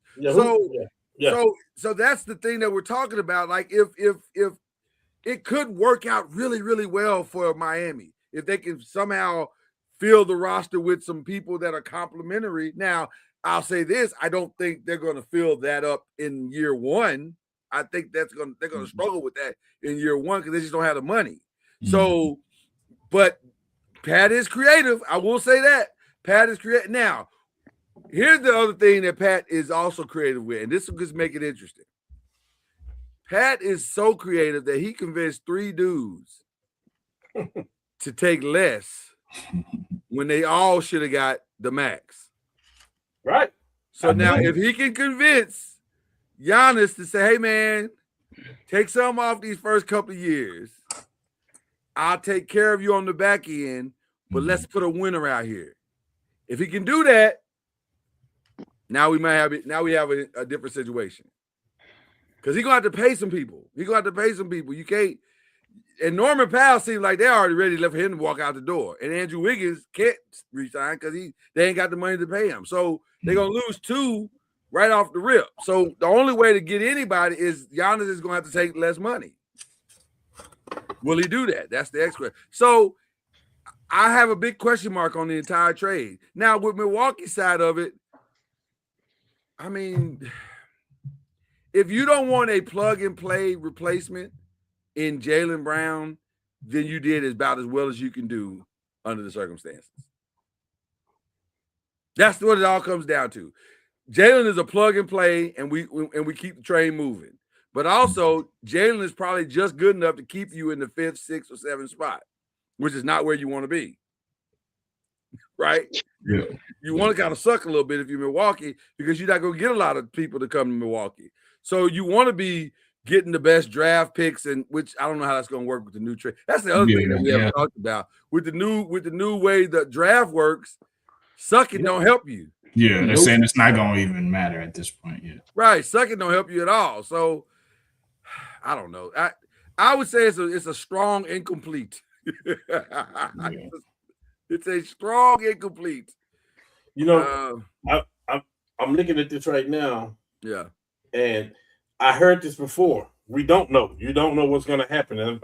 And going back, I ask myself right now, let's see, do I want the championship? Yes, I always want the championship. Right. No question. Or right now on my team, do I want Josh Hart? Do I want Lonzo Ball? Do I want Brandon Ingram? Do I want the draft picks back? The draft picks that Pelicans got, they got DeAndre Hunter and Dyson Daniels. Like, do I want all of that? Or do I want AD in the championship? So you don't know what the player is going to pan out to be. Like, and the Lakers was in a 10-year drought at that point. I'm taking the championship. Yeah. I mean, it's hard to say a team lost the trade when they did get the championship. They get the championship, then they won, or at least they're definitely far ahead of you because you didn't get it. Yeah. So, it's tough. It's tough. But time will tell us what's going to happen. We talked about the Jaylen. Do you have? So you said the Jazz. So we can go. I guess we go on to the 4th question, which is who needs to make some moves? Like the draft is just about over tonight, but who needs to be thinking about tomorrow and what moves they make tomorrow? The 2 people on this side of this Hey, we willing to do it. No, I know because we ain't saying nothing. Yeah. We've been having some real waiting to see what they come up with. That's what I'm waiting for. See what they come up with. Yeah, I think it's going to be. I think they've seen the blueprint in OKC, the Spurs, and even the Knicks, and they know there's only one path to even have a chance at getting to a final, and you got to have dogs behind your stars. That's it. So where are the dogs? And I think what you're about to see. And by the way, the Lakers have the most cap money to spend. So they about to go spend it. Let's go get these. Let's go get 4 or 5 dogs to put on this bench, and it's gonna motivate these young boys that we got, and let's go after this thing once and for all. And I think that's where they're headed. And I think they are gonna resign LeBron. I think LeBron stuff was much to do about nothing. That man's wife is not getting moved. She's not listening to him. Baby, what about? Hey, aren't you going on vacation? No, but I'm just saying. What about go? You're supposed to be going on vacation. So it's just headlines at this point. Stop talking to me about this foolishness about I think it's a traveling. real thing. I think it's a real thing. It's not a real thing. We'll see. That woman ain't going nowhere, man. I think it's a real thing. Okay, if it's real, where's he going? It could be Cleveland. No, he's not going to Cleveland. It can very well be. Listen, you saying that, and everybody, Brian Weinhorst just came out and said about an hour ago, like that if that's where he want to go, they will facilitate a sign and trade to get Jared Allen all day. That's a different conversation. Would they do it? Yes, of course we do it. Of course. If that's where he wants to go, but it ain't. I don't think it. For the first time in his life, I don't think this decision is solely his. I think that lady is sitting over saying, "You can go to Cleveland. I'm not going to Cleveland." Okay, I'm gonna tell you this. There's a realistic chance that he could be in Cleveland. He can be in Miami. There's a realistic chance for this. Is what I'm telling you. Mm-hmm. Well, if you're the Lakers and you don't get a ton of stuff back from Miami or Cleveland, then you're the fool. You're not going to get He's a not ton under of stuff. contract. Yeah, he's a free agent. Hold on. Y'all talking like signing trades don't exist. They No, exist. it would be a sign to trade, but they're not going to lose leverage. That don't even make sense. That's why I said Jared Allen. It makes sense, Jared Allen. That's what I'm saying. You got to get something back. Right. You can't just let him go. Right. Well. Here's the thing. We actually have the upper hand when it comes to that, because the other teams, all they can offer him is the mid level. Right. So if you do a sign to trade, hey, Bron, we appreciate the work you've done. We still got Bronny over here in the camp. You're able to get your money this way. If we got a sign and trade, you're able to get your money. Yeah. Yes. Just like Milwaukee did them other Antetokounmpos. Oh, they're not worried though. They got a job. They'll be the last ones in the building, but they got a job. They absolutely got a roster. Do you have exactly how much money we have in cap space? Like 50, 54, something. Is it more than that? 72, something like it's some crazy number. I don't remember what it was, man. I'll find it out while y'all wait. It's a crazy number though, bro. It's a lot for Mark to play with. Huh? It's a crazy number, man. I don't know. It's just you look at the number and you say, what's going on? Like, are we 52.1? 52. That's what I thought about 52. About 52. So I think that's include no boys deal, what it say. Oh, his money don't count at all. Yeah. Yeah, it don't count against him at all. I think I'm looking. I think it's more than that too. They got money to play with. They're gonna be real players in the market. So people gonna have to go and listen because they got too many things that they can offer. Free agency starts in a week, right? July 6th officially. Officially, the deals are. But I think there's a window that might be a little bit early where you can start talking. I think the 29th, I think. Something like that. I think it's like the 29th or something like that, where you can start having some legal conversation. Tampering. Yeah, they already talking. Don't get it twisted. Oh yeah, listen, no question. We all know how this works. So yeah, they already conversations are had. I think your squad got to do something too. I think so Cam, I don't know if you knew this, but shout out to Chad who broke the news here on the 5 that the rumor is that there was a trade that was supposed to happen in Golden State, and that's why Joe Lacob was upset that somehow Mike may have botched that trade, and that's why he was losing his ish because he did not look happy. So Mike Dunleavy is for sure, if he wasn't before fighting for his job, he's for sure fighting for his job now. Although, again, I will say, I love the Yaxel pick. I love it. But that ain't gonna save him. Pick. Ain't gonna save him. But I love it as much as who the trade was. Like, I really want to know who the trade. Yeah. I really want to know who they're trying to trade for. So it's gonna be interesting to see what they do. I think they're they're desperate. The Lakers are trying to figure it out. Matt Ishbia talks a lot of trash. Does he need to do something? Because at some point, because I'm hearing they're gonna resign. They've already re-signed the young boy, which, by the way, shout out to him because he deserved his money. He balled out in the second half of the season. He balled out, so he earned his every dollar he got. But I'm hearing they're gonna re-sign Dylan Brooks. Hey, you're gonna have a new Devin Booker, man. You got a new number. You're gonna have a new Devin Booker out there now. I don't get the Dylan Brooks re-sign. Yeah, like, what does he give you? Like, he's just a dude. Yeah, but that Devin Booker contract was like, thank you for staying here, for being. Yeah. I get that. I get the Devin Booker. You ain't got nothing else. Dylan Brooks, maybe I mean, that's just a. I don't know. He's just an irritant.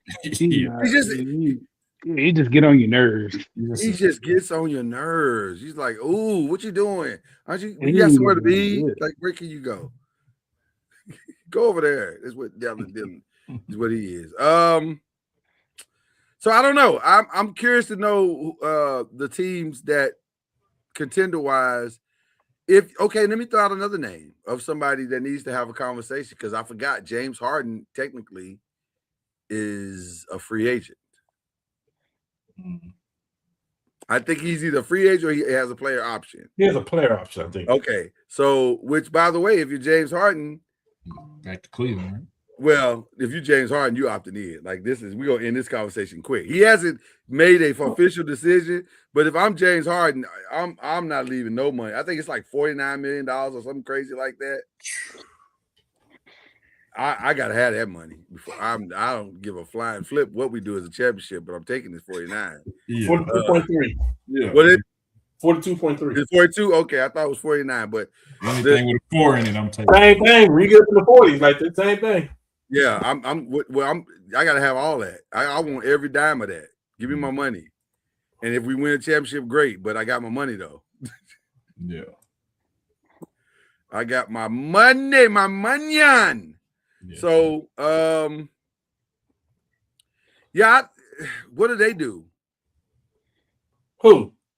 Cleveland. Well, let me ask you this. If you're Cleveland, do you buy them out? No, it's fair. You got to see what happens first, though. That's the thing. Right now, they're trying to get Jaylen Brown for Mobley. That's what the framework is. Jaylen Brown for Mobley. So if you can do that, yeah, you get rid of James Harden and do whatever you got to do, or you say, hey, opt out and go get your money. Where I don't know, but like you got to see what the team, what direction they going in. You can't just make that decision and not know what you're doing. Yeah. If not, guess what? You got to run it back, Cleveland. Yeah, you have to get better. James Harden, keeping James Harden makes the team better. Then yeah, but if not, then you got to explore that. Just. Boy, that's interesting. That's an interesting situation that y'all discussing right now. I'm sorry. I'm going to stand on my principles when I say this. All right. I ain't basing it off James Harden. I'm basing it off Donovan Mitchell. You weren't supposed to be my leader. That's fair. Mm-hmm. That's true. That's completely true. Donovan Mitchell is Jimmy Butler. You ain't winning with the All-Star. You got to have a superstar these days. The last time we saw a team win without a superstar was probably Detroit when they beat us. The last time we saw a team win without a superstar, we just saw it 2 weeks ago. Who? Jalen's not a superstar. Not yet. No, Jalen's he is in New York. Jalen's a superstar, bro. I think he's in that class now. I think Jalen's a superstar, bro. I'm sorry. In one season? Hey. When you put the team on your back and do what he did, for me, that's based on what you just said. Chauncey Billups is a superstar. We know that. No, he didn't do that. Chauncey didn't do it. What? How much points you think he averaged? How many assists? Chauncey was the MVP of that team. But MVP don't make you a superstar. Don't do that. That's the point I'm making. Iguodala's a superstar too. Stop. You're making my point. I'm saying I don't know if he's done enough to be a superstar. I'm saying Jalen Brunson has, but I'm saying don't you say we just seen it. Come on, man. Stop that. One good game. Oh my God! Yeah, one good game. If he hadn't had that 45 points, quarters. If he hadn't had that 45 other than that, he was a volume shooter who they were picking on him on defense. Even in game 5, they were picking on him. If he hadn't had that Dylan Harper 45 got points, whatever he So wanted. basically, what you're saying is y'all can name about 10 players better than him. I'm assuming. You Yes. talking about Huh? Yeah. I can't. I'm sorry. He's a little dude that can't play no defense. You sound like What are we talking about? Luka can't play no defense. Luka's not a little dude. But he can't play no defense. And he's scoring. He's better than Jalen Brunson. And if you look at everybody else that you want to compare him to, he moves the ball better than him too. Compare Jalen to anybody else you want to compare him to. Put the numbers there. Compare Jalen's numbers to anybody else. Okay, I mean, I'm not gonna. I can't do Luka. I can't do Luka because Luka damn near average a triple double. I'm not going to say they're totally different animals. That's what I'm saying. Like, but you mentioned you want a chip, that doesn't mean you have to ignore everything else just because you want a chip. I agree. That's but me. That's but, me. But to say he don't play defense, like a lot of people don't play defense, especially foreigners. They hunt him. They hunt him. Every team that played against him hunted him. That's fine. Every team. And he's made them pay. Every team he played against him, he made them pay. Not on defense, he did not. I'm not talking about defense. I'm talking about what he brings to the table. His best quality, offense. Carl Anthony Towns doesn't play well in game 4. We don't went to if could should going back to Carl. I mean, you can say what you want. He was a volume shooter. If Jordan wanted to retire, he may have 8. You talking about if could have should have. Man, I can't go by him. I gotta go by what happened. Ignore everything that you've seen from the dude just because he played good in game 5 and they won a chip. That's all. Jalen has turned up ever since he went to New York. He left as the number 3 person in Dallas. He went to another team and had totally turned up. From they didn't win until they went through somebody else. Who else in the East was winning like that? No, the West. Carl Anthony Towns is why they started winning. They started going through Carl. It wasn't him. He's a good point. Hey, wasn't everybody ready to move Carl Anthony Towns? Because they say he played like a little girl and all this stuff. Shaq and everybody. This year he didn't. Then this playoffs, he played the best he's ever played in his life. I agree. That's true. That's very true. This is not the best. Yeah, but in this playoffs, this ain't the best that Jalen has played. Since he went to New York, he has turned totally up. But they don't win. It doesn't. I don't care about that. They don't win unless they go through Carl. Even last year, well, yes, but also no, because the reality is they were about to lose to Atlanta. Let's just call it what it is. Atlanta had them on the ropes, and Mike Brown said, "We got to switch the whole offense up, and let's run this through Carl." And the moment they did that, they became the team that they, So good coaching switch. Great job, coach. Absolutely. It happens. We've all said that Mike Brown is underrated as a coach. 100%. 100%. Yeah. So I give. Listen, nobody's taking anything away from Jalen's talent. Jalen is an offensive talent. The Mavs will forever be the team that fumbled that situation. So let's keep that at the forefront of this. But the reality is, it turned out really great in the end, but a lot of things had to go right because they lost 15 quarters. They lost 15 of them. And he won every fourth quarter. Right. Well, not every. He won 2 out of the 4. Game 1, game 5. Right. He won 2 out of the 4. So what did he do in the other games in the fourth quarter? No. He shot them out of game 2. Oh no, game 3. Game 3. That was the one they lost. Game 4. It's his fault that he lost, right? Okay. No, it wasn't his fault. I'm not gonna say it was out. Don't change the narrative. We're not talking about whose fault it was. Okay. That's a whole different conversation. Well, he didn't shoot him out of nothing then. I'm not gonna say he did. I think his numbers were actually not awful, but they weren't good. And what I mean by that is he would get 30, but it was an empty 30. It was oh my God, I had to fight everything and everybody, and if you're scoring 30, but you're giving up 50, that's not a good night. That's not a good night. And he was giving up a lot of points. He gave up 50? He gave up a lot of points. They were hunting him. He gave up 50? Not by himself, but you understand what I'm saying. You're trying to change the narrative. Well, don't say that. Say he gave up 32 then. Because nobody put 30 on him. Which one of those boys put 30 on Jalen Brunson? Well, they put up 30 on somebody. Which one of them put up 30 on Jalen is what I'm saying. They didn't get a ball on him, but I bet you if you combine all I three said of the which people one. on Right. Come on, man. they try to like it's not that easy. Well, Like that's it why ain't we agree like to they disagree. man him up. He's They superstar in moved my him book. around. They That's tried why to we stick agree to him disagree. around, and the Spurs found whoever he was guarding, and they went at him. Like I guess I'm that's why not we saying agree to he's not disagree. I get good. it. I'm not saying he's not I good, get it. but you don't have to overinflate what he did just because they won. That's I'm not all. talking about what I'm not just talking about what he did. I'm talking about from the course that he's joined the Knicks.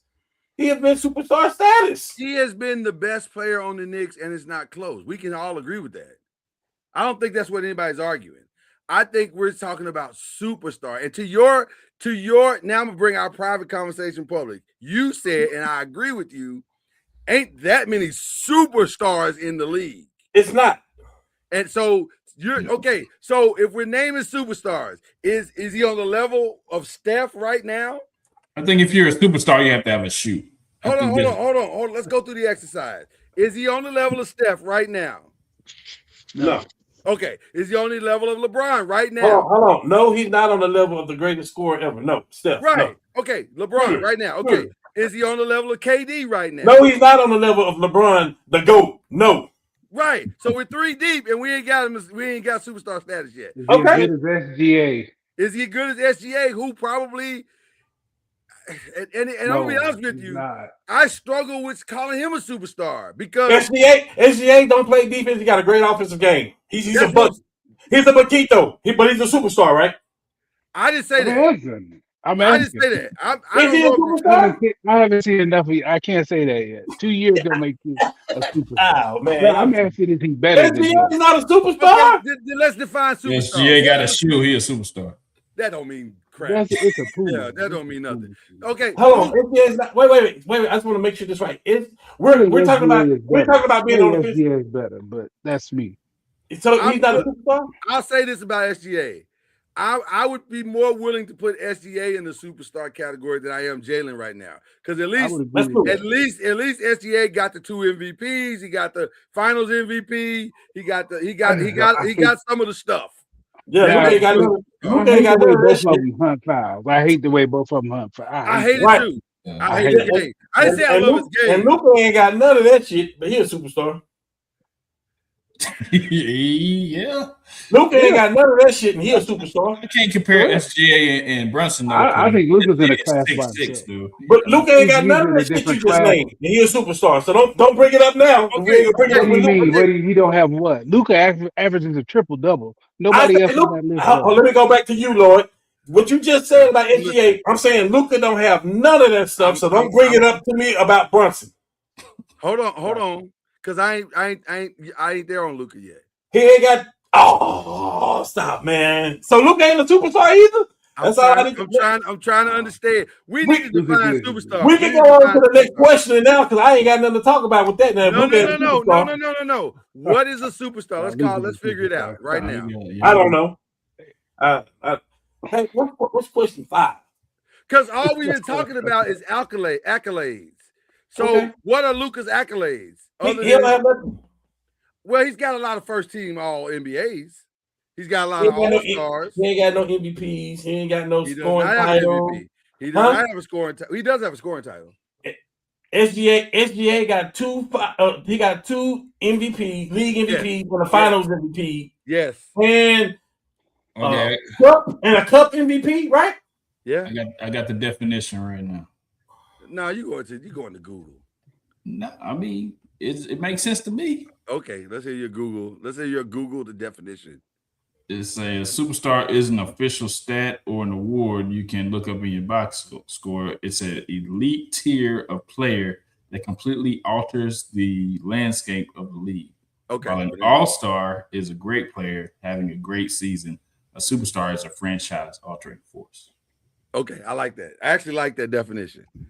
So now, based on that definition, if that's the definition we're using, there's no question. Both the guys we named are all-stars. I mean superstars. And you got to throw Brunson in there as well because he altered that franchise. Based on that definition, Brunson is an all-star superstar. Byron, all I'm saying is he left the Mavericks and change their franchise. That's what I'm saying. They believe they win it. They believe they can win now. By that definition, he is. He's not a. I mean, there ain't. Who are the superstars in the league there? Because you can't have 20 of them. You can't, but that's what I'm saying. Who are the top 5 superstars? He's not top 5. No, if you want to make a point, he's not top 5. That's a superstar. Well, hold on before you say he's not top 5. He's not top 5. He's not top 5. To me, that's a superstar. I think he's a top 5. I think he's a star. He's not top 5. No. Okay, let's name the 4 in front of him. We can all agree that Luke is top 5. Okay. Absolutely. We're going by Chad's definition. We're going by what Jesus and everybody else say too. We can all agree that Giannis is top 5. Let Jesus out of this. Let Jesus. I'm with him on that. He's busy with other stuff. Luka, yes. Okay, so Luka. Okay. Giannis. All right. Giannis. Jokic. Absolutely. Steph. Mm-hmm. Okay. Take your pick. Braun is better than everybody else we finna say. Right. SGA is better than everybody. Wemby is better than everybody we finna say. It's more. That's what I'm saying. It's some superstars. I don't think you can have like 10 or 15 superstars. So the cutoff could be to me is like top 5, maybe top 7. Okay, I think the cutoff is a star. The cutoff could be the 7 you just named, and Brunson is at the end of that list. I can definitely get Is Cade Cunningham a superstar? Absolutely not. Absolutely not. No. Not yet. Not yet. Mm-hmm. Not yet. Because you could argue the coach is more superstar than Cade is. Cade was on the team when they didn't win but 15 games. so if something else had to have happened for him to hit his stride.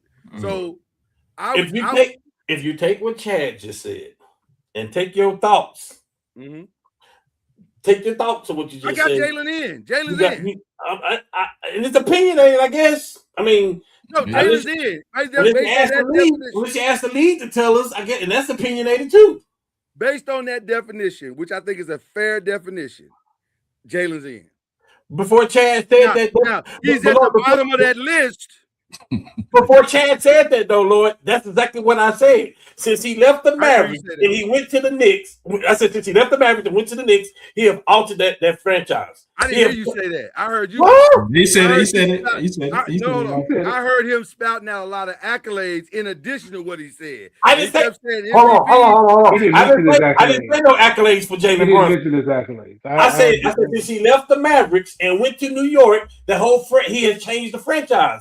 He has elevated that whole team. Well, then you got to give him a superstar. Then he's in. My opinion is. No, you don't. The Knicks were a great franchise to begin with. They were average. Sorry, the Knicks weren't good. I agree. And then they got Jalen, and they became good. They were Eastern Conference Finals at the least. Okay, y'all got it. If y'all want to call him a superstar, go ahead. I'm talking about Chad's definition. I know. I agree. I just don't agree with that. I don't agree with that definition of a superstar. I don't. Okay, it's opinionated. I agree. That's all. I don't think he is. I think he's a star. He's a really good player, but I don't think he's a superstar. I don't. It's opinionated. Hey, it's funny you say that. I'm having it on my little sports group. I'm having an argument with him. Like, who's the best quarterback ever come out of OU? Who's the guy? Who's the guy? I'm like, okay, Baker came out of OU. Yeah, I'm saying Baker, right? And he say, and I say because of the numbers that Baker put up. I say, yeah, but I want you to understand this. If Kyler Murray would have played 2 years like Baker did, he would have shouted Baker numbers as good as they were. If Sam Bradford played his 4th year or 3rd year, so that's my thing. It's all opinionated. Mm-hmm. I'm just telling you how I feel about it. I'm the only way he makes it in is with Chad's definition for me. And I'm okay with that because that ain't even Chad's definition. That's what a lot of other people going by. Right. Well, you gotta, because if you start stacking up accolades, he don't get in. He don't even come close. That's my point. But look at that's why you watch the game because his impact is greater than. Be careful. Be careful with the game and say he's not accolades too, though, because just like you said about SGA, Luka don't have that shit that everybody else got. 100%. All those people we just named, all those people pretty much got a championship too, and an MVP. Yeah, but you can watch that dude. Jokic got a He championship. was He got an cold. MVP. He got a championship, a Finals MVP, and an MVP. Giannis got the same thing. 2 MVPs, Defensive Player of the Year, Finals MVP. Like if we're gonna go by that, then Luka ain't there. Yeah. I want to mention this because I feel like it's called a softening of the ground. Shams just said it is. Shams just said the Lakers and the Mavericks have made a trade, sending the number 56 Vezveladov Iskinko to the Mavericks. That's called a softening of the ground. Come on, Gafford and PJ. Right. That's what that is. We just trying to dabble right now. We still love y'all. Y'all are good people. And let's continue to have some substantive conversation. That's what that is. There's no reason to do that trade if you're the Lakers. Other than we you trying to get something else. Right. We drinking the water to see if it got poison in it. Right. Masai, did you like that trade we just did with you? Yeah, I like that trade. Well, what about another trade? All right, so Wow. we like to help y'all with the tea leaves when we do this show. Okay. My last question is this. By July 6th, the craziest trade or signing might be or will be what? By the way, this is our last show before we go on vacation. We will be gone the month of July for sure. All right. So what will it be? Cam, what will it be? Byron, what will it be? Chad, what will the final trade or the biggest trade, will it be Giannis and that's it? Or will it be Jaylen Brown? Or is it something none of us see coming?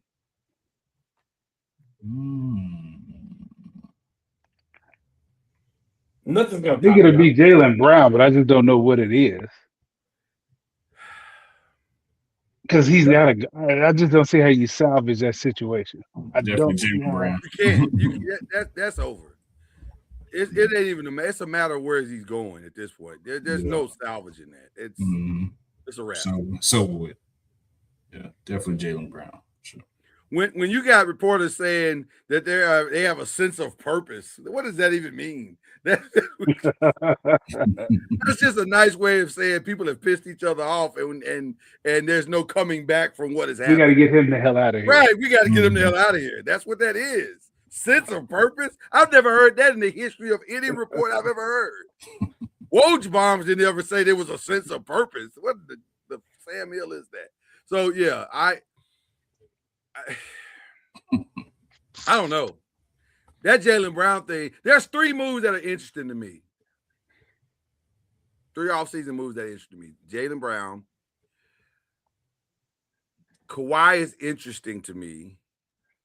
I'm actually interested that Houston said everybody's on the table except for Amen Thompson. That's wild to me. Because isn't KD still on that team? Everybody's available. Everybody. Is KD potentially on the move for the right price? I don't think they enjoyed that experiment last year. No. I think after a while, it was like, wait, KD, what you doing? And then it got worse once his his burner account got leaked and all of that. Yeah, man. I think Get off my Dickerson might have done everything in. Yeah, by the end, it was like, KD, what you doing tomorrow? You busy? Are you going somewhere? Because you need to. They were tired, brother. And then the other one that I want to throw out there that could be interesting. Jaylen Brown, KD, Kawhi. And again, there's a reason why I don't understand why Jokic has not signed his extension. It doesn't make sense to me. Of all the things that are out there, that seems like the easiest deal to get done. Right? What are you waiting for? And that's the question. What are you waiting for? Maybe to see how the roster shapes up before you decide to ask for a trade. How much flexibility do they have? What do you mean? The cap space? That's what I said. How much flexibility do the Denver Nuggets have to manipulate their roster? Because I keep hearing everything I've read says they get ready to get rid of Peyton Watson, which they just got Peyton Watson. Mm-hmm. So that makes no sense. Why are you getting rid of a guy you just brought in the building? I'm just asking questions that need to be asked, ladies and gentlemen. When I don't understand something, I ask. Yeah, because they got to cut people. They got to cut people. That's what I'm saying. They're over. So what moves can they make? It's interesting. Is all I'm saying. It's very interesting. Cam, what are your thoughts? What are you thinking? I don't think it's gonna be nothing else blockbusterish like that. There's nothing gonna be bigger than that Giannis trade, probably for a few years. Even the Jaylen Brown trade ain't gonna be like that because Jaylen Brown ain't Giannis. No, So he's not gonna get. He's not right. He's not gonna command what Giannis got. But I know what it looked like right now, and I'm telling you right now, the team that may come out on the other end of all this stuff. Talk to me. It's the Miami Heat. I see a path where they're not going to sign Powell. I get it. The building block of their team is Portis, Giannis, and Bam. That's good luck trying to score against them too and get rebounds. Like that's gonna be tough, right? But then you say, yeah, and they got the other kid that the white guy that Paulus or whatever that Milwaukee really was trying to get. But at the end of the day, they're gonna do a trade. They're gonna trade away Wiggins. They'll do a time to trade and get a little bit more cap room. But it's people like I have read about this. It's like Pat Riley is a dog. Pat Riley will go get Anthony Simon on the league minimum because huh? I'm just saying he's trying to redo his career too, right? They'll go get Cam Thomas, which by the way, that's weird to me. Why does he ain't done nothing wrong in his career? He's being punished because he's in Portland. Ain't his fault. Well, he was in Boston too. It didn't pan out either. They ain't his fault either. But it didn't pan out for him. But they go get people like that. Listen. Okay. Westbrook would go play for that team right now. Klay Thomas wouldn't take a league minimum to go play with that team right now. It would be the gangster Ray Allen play, right? He wouldn't go play with that team right now. Like, and you telling me Chris Middleton is not going to be there? Like, do you want Westbrook? If I'm Miami, he is the perfect kind of player for them. Actually, you may not have a choice. You may have to just take laugh now, cry later. I'm just telling you, Pat Riley makes it happen, and he's the number one person to find undrafted players like crazy. Like, by the way, I want to just so I can get this on record, and I'll say it again tomorrow on Believe in the ACC / Pressing the Pros. Ryan Conwell from Louisville going to Miami is a steal. That boy can shoot that thing. It is a steal. And he's a two-way player. They need it. That's what they've been missing. Two-way player. Steal. Undersized, but still. Still. Okay. So you really believe Miami's gonna pull off the impossible dream? I don't think it's impossible though. They got $18 million to fill an entire roster. No, you can find better ways, and they're hard. You can find ways to relieve that pressure. I'm telling you, would you trade if you Lakers? Would you trade for Andrew Wiggins right now? 100%. You can find ways. This is what I'm trying to tell you. Like, there's ways to get more salary over there. Especially if I can unload Vanderbilt or listen, man, Westbrook, Dalton Connect, Westbrook, Anthony Simon, Middleton, Klay Thomas, all those players will go to Miami right now just to join that team. Because now, if you any other team in the East, you got a big problem on your hand. All those shooters, along with those guys, you got a big problem. Miami would probably be the favorites in the East. Can I tell you why what you're saying makes a lot of sense? There's just one reason only. Because they're in the East. It's wide open in the East, especially, and it gets a lot easier to do those deals once Jalen is traded tonight or tomorrow. I don't think it's wide open in the East. Like, if they could get those players like that, it may be a done deal that you're going through Miami. Might be. Depends on how it feels out, but maybe. Yeah, and I think we're really downplaying the Giannis and the Bam. That may be bigger than what we Oh, I'm think. not downplaying that at all. I know that's formidable. Well, I'm just saying, I think that may be bigger than what people think. That is formidable. Let's be very clear. You have a hard time scoring. That's a lot of defense, bro. That You have a 4-5. hard time Well, it's a scoring. lot of offense too. That's a 4-5 that you don't want. What's your plan? Yeah, You got a downhill Giannis or you got a downhill Bam. You ain't what you said And is both of them, and then you got to keep them off the boards too. yeah, then you got to keep off the board. So that's not a small thing. No, I agree with you. And they got a dog at point guard right now. Yeah. I don't know. Okay. Let's keep going. This has been interesting. But it's a lot of movement though. Well, then they're gonna have to move some stuff. They don't want to go over the luxury. I'm hearing now that Hartenstein and Luke Dort may be Lakers. Like, there's so many things that teams got to do now. Like, it's just. I told you Dort was out. That's a done deal. Yeah. Well, Hartenstein is interesting because that may be why they took that big kid. Yes. Mm-hmm. Yeah. Hartenstein. Well, you can't pay everybody. You can't pay everybody $200 million. Everybody can't get $200 million. Right. Somebody got to move on. That's why Sam Presti got all them picks. He's like, I ain't gonna pay everybody. 100%. So let's get into some other stuff. Let's get into some other quickish. Brendan Sorsby was told, sir, you don't get to tell us when we'll draft. We'll tell you when the draft is, and the draft is next April. There will be no supplemental draft. Do you agree? Yeah. Yeah. Man, gambling. You can't bet on the game. That's the one thing you cannot do. Yeah. You cannot bet on your own team.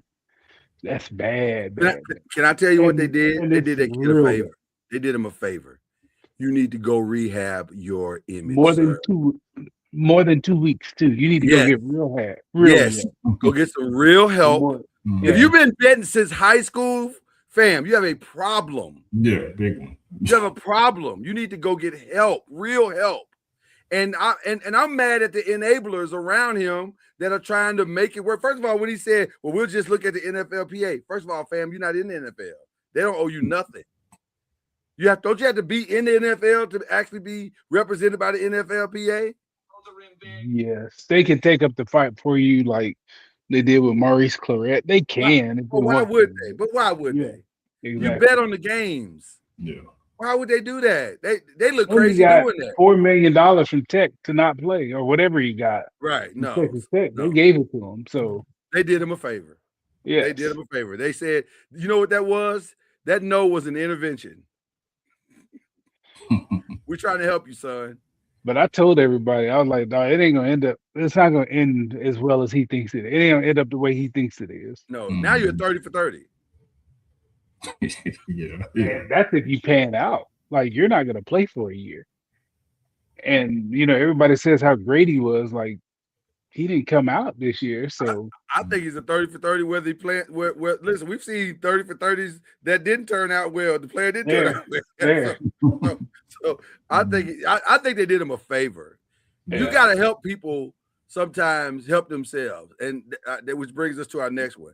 Somebody need to go to Antonio Brown's house, grab any phone you see. It ain't even got to just be his. It could be his mama's, it could be his kids, whoever. Just grab the phones in the house, collect them all, and then leave the house with those phones. He don't need a phone. Because going off on Zay Flowers was crazy. Like, what are you doing, sir? Put the weed down. Well, I don't know. The way he go off, he might be on some other stuff. Probably. He said Lamar is the reason why he's come on, man. Stop it. Zay Flowers is the reason why Lamar ain't winning. That is not the reason. You just be talking, man. So anyway, it's the CTE be talking. Mm-hmm. That is a brain I would like to study though, because something is wrong with him. Something is for sure wrong with him. All right, that's all we got as far as sports news, right? I don't think there's anything else. Am I missing anything? Nope. We did Austin Reeves. Ain't nothing breaking right now. Mm-mm. Except we've softened up the ground for our gaffer trade, which we need to make that happen. If you had to pick one of them, which one do you want? I got the trade right now for you. Gafford or Lively? Gafford or Lively? Boy, that ain't even comparable. Okay, just check it. What do y'all think about this? You didn't answer the question. Hold on. Cam didn't answer that question. He just said don't compare it. Just check it. I just want to make sure we're on the same page. We are. What y'all think about this? It's a 3-team deal between Mavericks, Nuggets, and Lakers. Mavericks acquire Cameron Johnson and Jared Vanderbilt. Nuggets get Caleb Martin, Dalton Connect. Y'all get Gafford. We get who? Gafford. We get Gafford. And Cam Johnson leaves the Nuggets. Mm-hmm. I'm cool with that. I don't hate that. I don't hate that. I wouldn't mind throwing Peyton Watson in the deal since they don't want to pay him. We can't get that. That changed the whole landscape of the trade. They don't want to pay him. Yeah, but they're gonna what they're doing. They're gonna move pieces. That's the point of moving Cam so they can have the cap room, and that's what they're ultimately going to do. Well, listen, as long as he ain't on the team, we just saw Minnesota do it. We just saw Minnesota trade so that they can sign the point guard. Like as long as he ain't on the team, that's all I want, really. Yeah. Really. As long as you ain't on the team, Peyton Watson, because I don't think they know what they got in him. That's sneaky though. You don't want the wrong team to get him either. Well, I don't want that, but I don't want him You there want either. somebody to unlock him. Yeah, matter of fact, send him east. Send him east. Go on over there. Go on now. Golly. Go on. That boy can play. He just ain't been on the right team yet. Yeah. When he finally finds the right team, you're gonna see he's a problem. Yeah. Mm-hmm. So you don't believe he can play, Cam? Yes. Okay. He's all right. All right. He's a superstar. He may never be an all-star. That's what I'm saying. I don't think he ever has to be. I think if he could just be Bruce Brown when you need him to be Bruce And that Brown. person for me is all right. Right. No, I got you. I got you saying. Yeah. That person for me is all right. I guess we're done with sports. Marcus Smart ain't got no, you know what I mean? He ain't no all-star. He got defensive player of the year. But yeah, that's what I'm talking about though. Like I need more than that to move the needle. Well, I mean, he's not the singular move. Peyton Watson will never be a singular move. You need to do other stuff in addition to, but he's a great piece to have. Okay. Well, what are we watching is one of our favorite segments because we watch a lot of good stuff on this show. Let me just start with this. I can start that. Shit, that's easy. Well, go ahead. I was going to start, but you go ahead and start. I'm watching to see what the Lakers going to do. Well, of course we're watching that. Now, of course we're watching that. We're going to be watching that on into July. So we're going to be watching that. Yeah. I'm sorry. My bad. All right. Shout out to the Shy, who we finally on the road. We finally are on the road. It got good this past weekend. It was good this past weekend. Did you see it, Chad? I did not. Chad, why are you so far behind? What are you doing with your life right now? Man, I don't know, man. I'll catch up. I'll catch up, man. You have to ask, you have to ask Mike Dunleavy that. Yeah. Dunleavy has got you stressed, brother. It's clear. Yeah, you're right. You're right about that. He got you stressed, brother. Am I the only one to watch the Shy on this show? I don't. Wow. Okay. I thought it was a group project. See? I didn't know I was the only one. I don't know where Raising Canaan is going. I'm so confused. There's so much going on that show. And to see, are we all caught up on Raising Canaan before we start the conversation? Is everybody caught up? I don't watch it. Yes. For the people that watch it, are we caught up? Okay. Yeah. All right. No. I didn't see that. I thought for sure that my man was gonna make it, was gonna get dealt with. And he is. So to see him ride off into the sunset was like, wow, okay, I didn't see that coming. That was as shocking as the opening episode. Yeah. So okay. So especially when you got a couple of people gunning at you, yeah, because the way the episode was shaping up, he wasn't gonna survive the episode. I was like, well, We run out of time. Who gonna kill him? Somebody's gonna kill him. Yeah. So the fact that he drove off with his wife and child, I was like, oh, well, I guess that's a choice. There you go. But he has been through a lot. When your brother slashes your face, you've probably been through enough. So there you go. All right. What else we watching? Well, you know, I told you about the Crash movie and watching. Yeah, I didn't like that conversation. Have you seen this? Have you seen this documentary, The Crash? Oh no. Do you watch documentaries, Cam, or no? So I'm Reggie's probably seen it. Reggie's a documentary fiend. Every time I talk to Reggie, hey man, that's our documentary. I'm like, wow, y'all watch a lot of documentaries in y'all house. Yeah, Reggie been running since his team got bounced. You don't have to do that. I'm calling him out, Reggie. Get on the show. Let's talk about it. He'll be back in August. Yeah, let the healing begin first. he running, he hiding. Reggie, I'm calling you out. Let the healing begin. Hold on. If the Spurs won, Reggie would be on the show. So I ain't trying to hear it. You made some time, probably. Hey, and let me. I'll wait. Ooh, I'll wait. Yeah, just wait. I'll wait for the. Oh. But you go in the football season. The Colts fans need to be united, don't they? Say, listen. It ain't personal. It feels personal. It ain't. Okay. What else are we watching? I know we watch our food shows on here. I need to catch up on my barbecue show. I need to barbecue brawl. Do that tonight. Yeah. You do need to catch up. It was okay.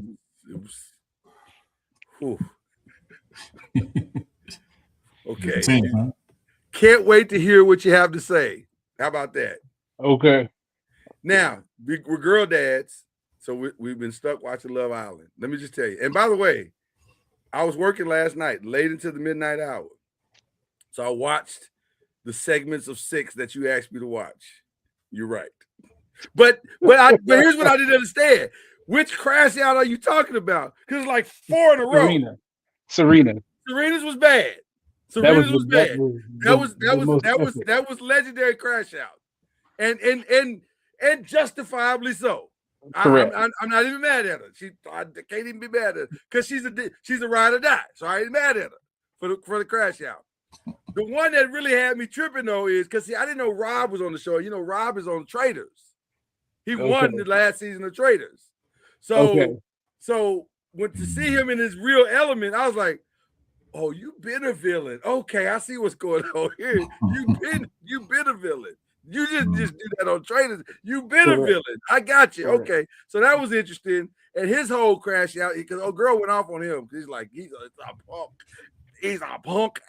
I was like, hey, ma'am. I can't say it's a family show because it's not a family show. I wouldn't not have your family watching this show. But especially the last episode. This season, they need to overly get shots. freaked out. They're gonna need to get shots when this is over. Yes, for real. The exchange of bodily fluids that are going on in this season, folk don't need to get shots. Yesterday, I'm like, this is terrible. Let me ask you a question. In your youth, I need you to go back to 22, 23-year-old you.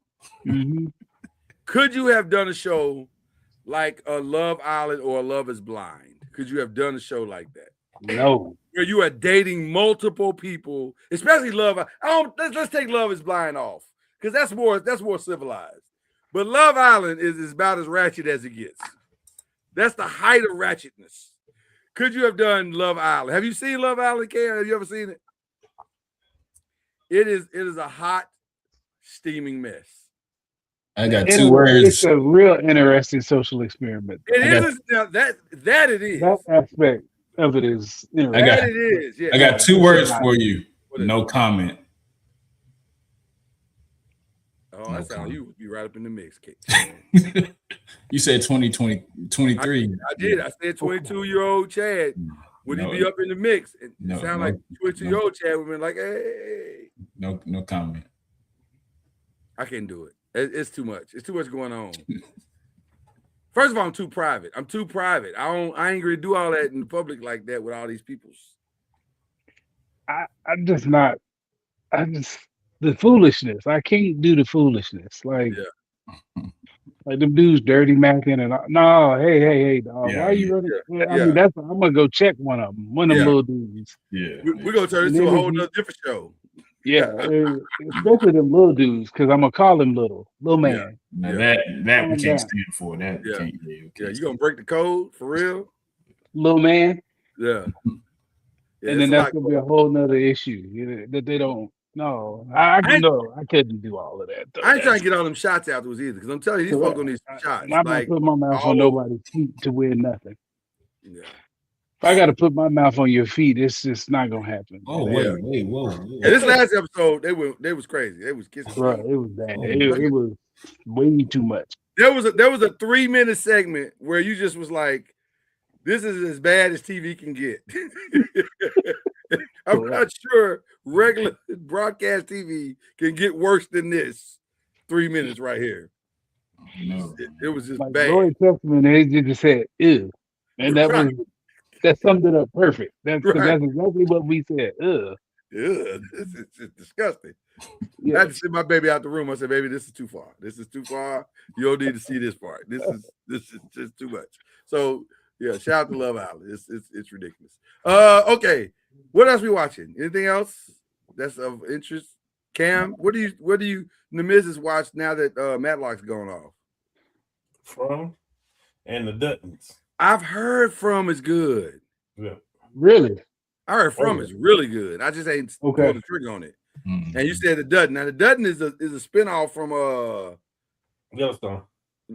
Yellowstone. Okay. Mhm. All right. What is it about the Duttons? I've seen that too. What is it about that that's got your attention? Oh, it's fire.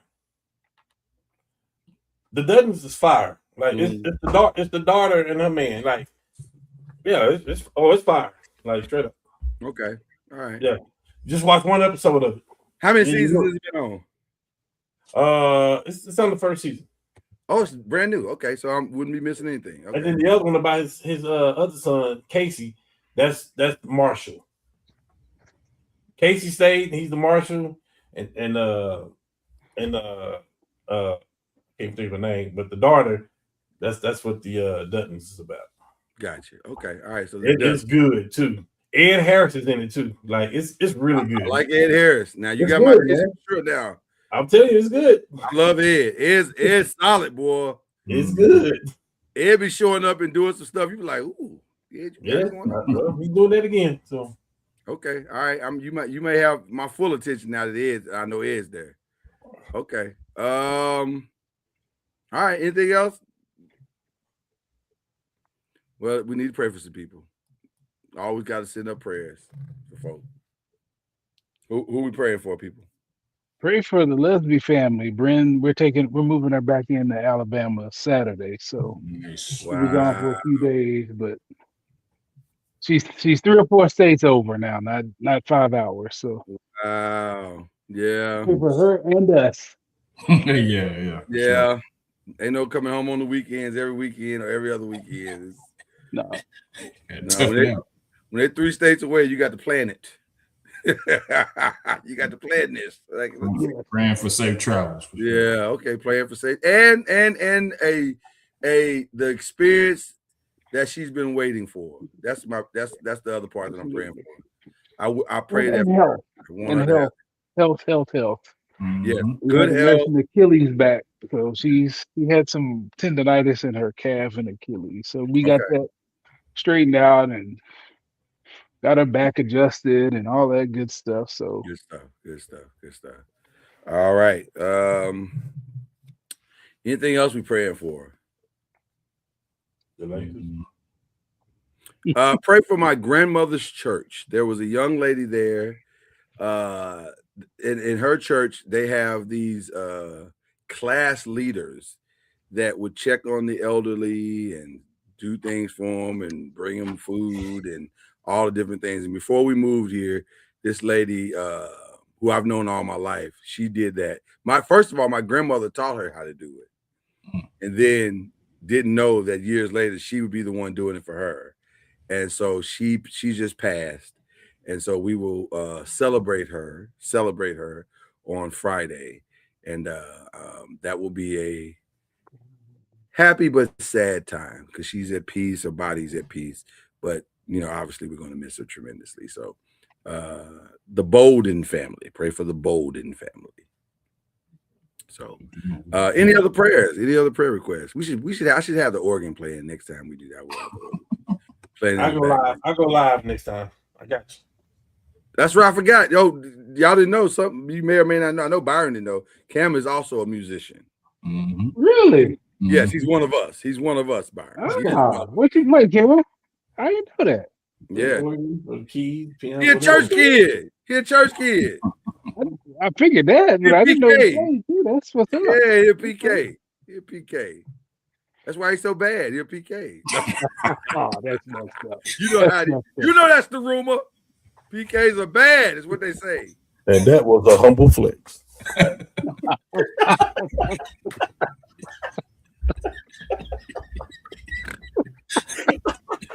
was good. That was good. That was good. You won with that one. You won with that one. The timing of that was perfect. That was perfect. Well done, sir. Well done. Who are we unshouting out? Oh, I am. I want this one. Oh, hold on. That sounds good. Go ahead. Uh-oh. Listen, I'm that guy. I'm gonna talk about my team. Win, lose, or draw, all that stuff. I'm gonna talk about my team. I'm gonna call you out right now. Oh my! Because you said you coming on the show this summer. So Flo Rida, I'm calling you out right now. And I'm saying, hey, don't call my phone talking about the Miami Heat. Because you done made a trade and got a superstar now. Yeah. You're wrong if you do it. I'm letting you know right now. Yeah. You're gonna get cussed out. Really? Cussed out. The whole cussing. Don't call me talking about we back. Don't call me talking about the Lakers beat the Heat. I don't want to hear none of that stuff because I ain't heard you in the last 2 years. You're gonna be at all in the games, all in the videos. Hey, Mamba out. So are you saying that because it's gonna happen. That's why I'm saying it. I already know this. Foreshadowing.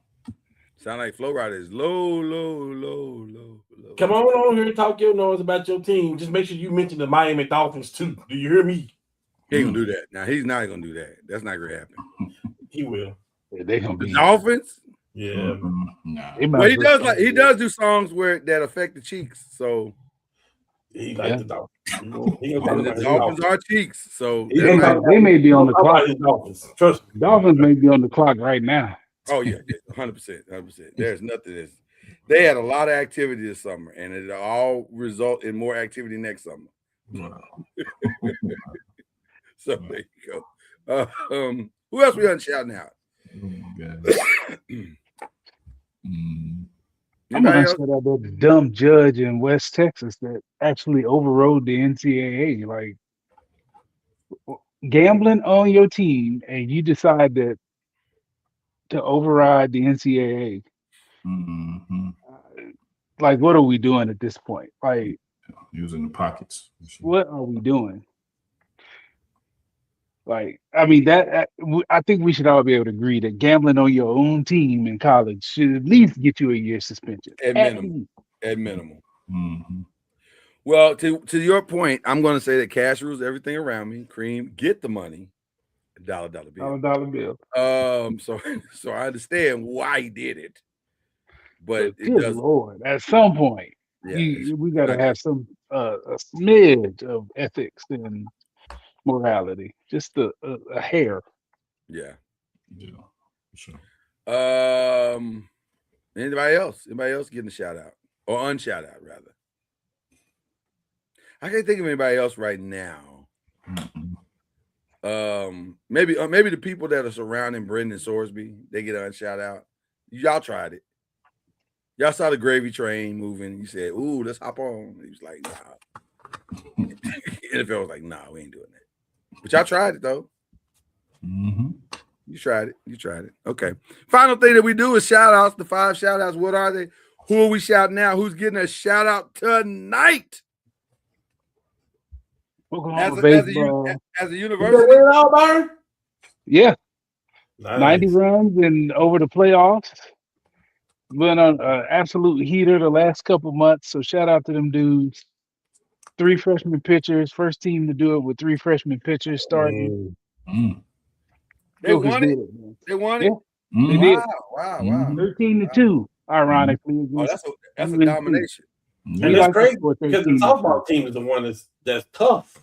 Yeah, right. Correct. I want to give a shout out to Wyndham Clark.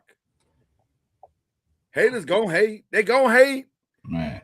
I ain't never seen nobody get booed at a golf match. That was crazy.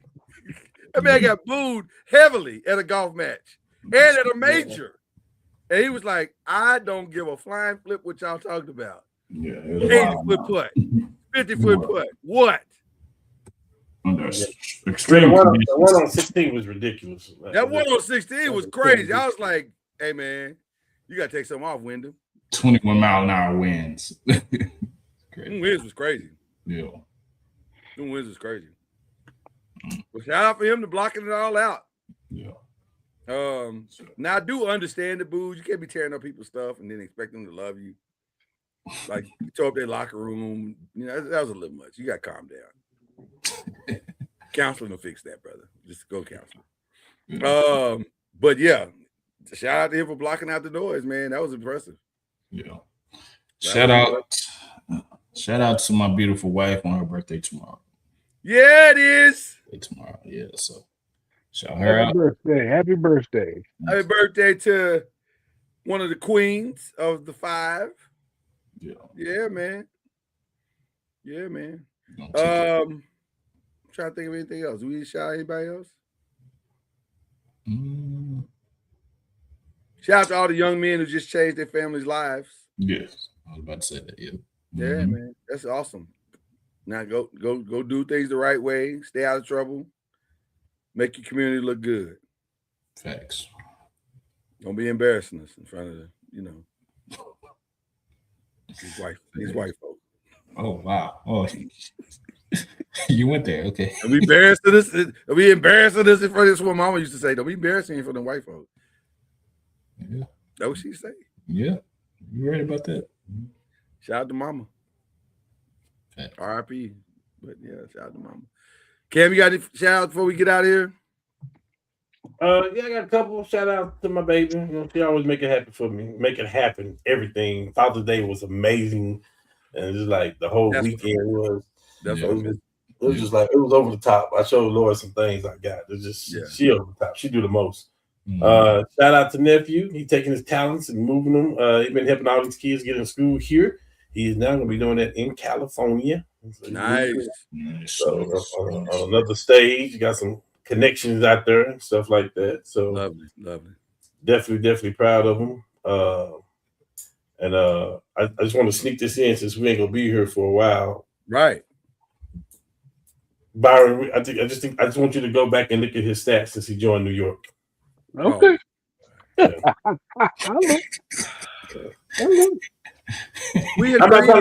I'm not trying to convince you of nothing. I just want you to go back and look at he's doing. Yeah. We agree with you. I think everybody agree with you. That's over. I just want, just between me and you, I want you to go back and look at the stats. I got you.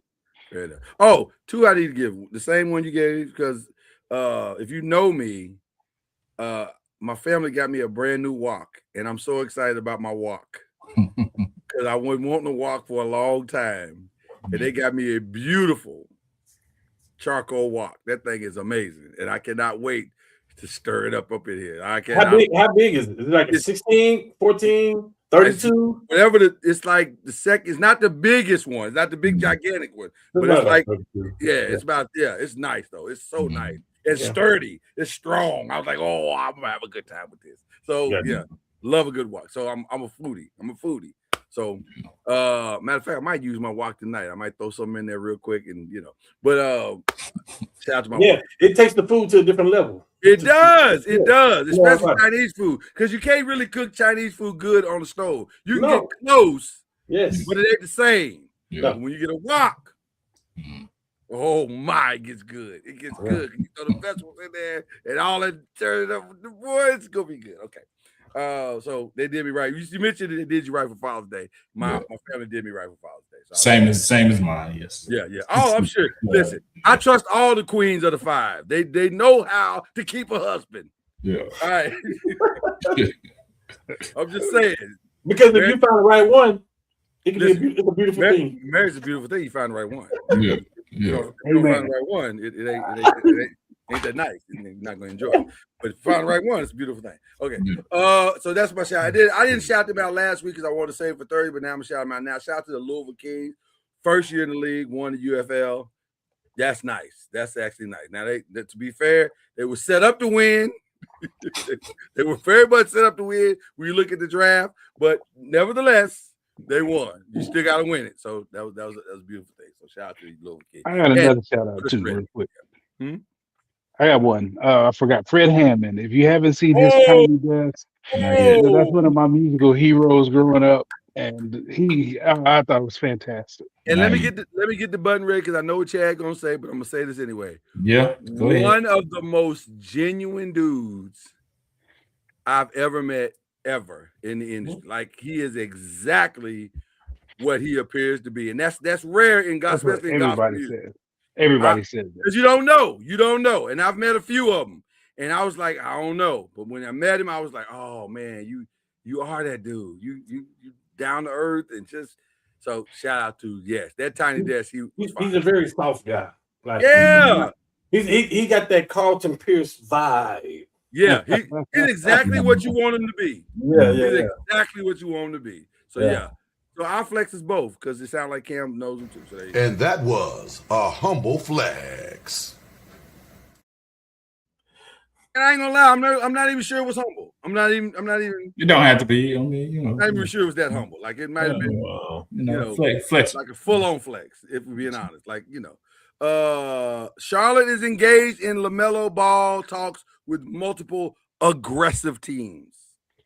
Yeah, and Miami and the Spurs are dangling Kawhi Leonard right now.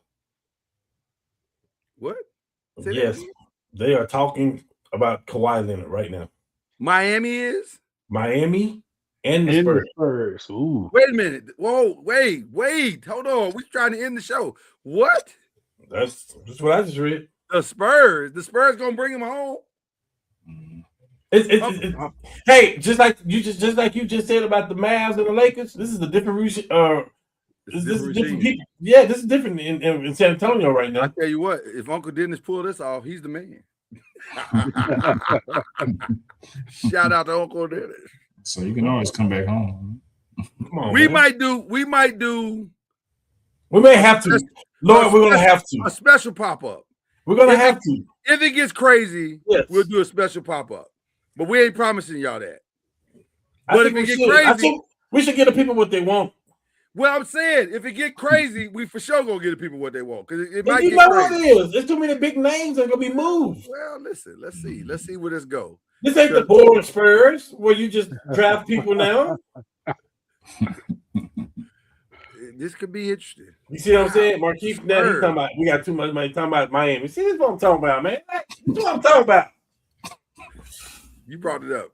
You only have yourself to blame for this one. You brought it up. Sorry. You brought it up. Well, to be continued then.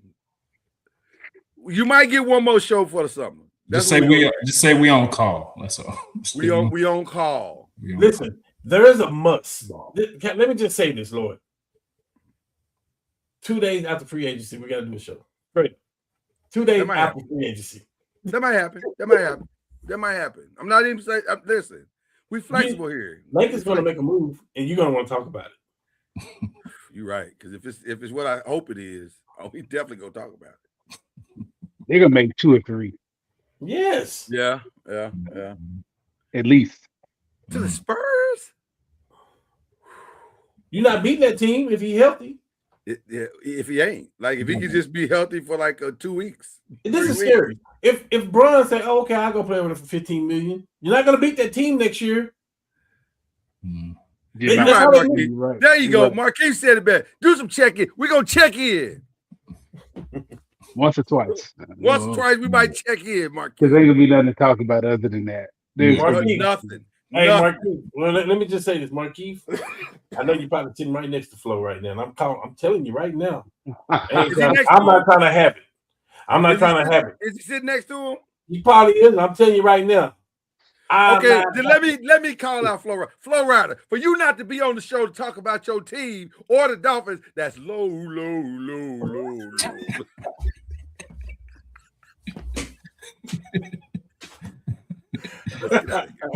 Let's get out of here.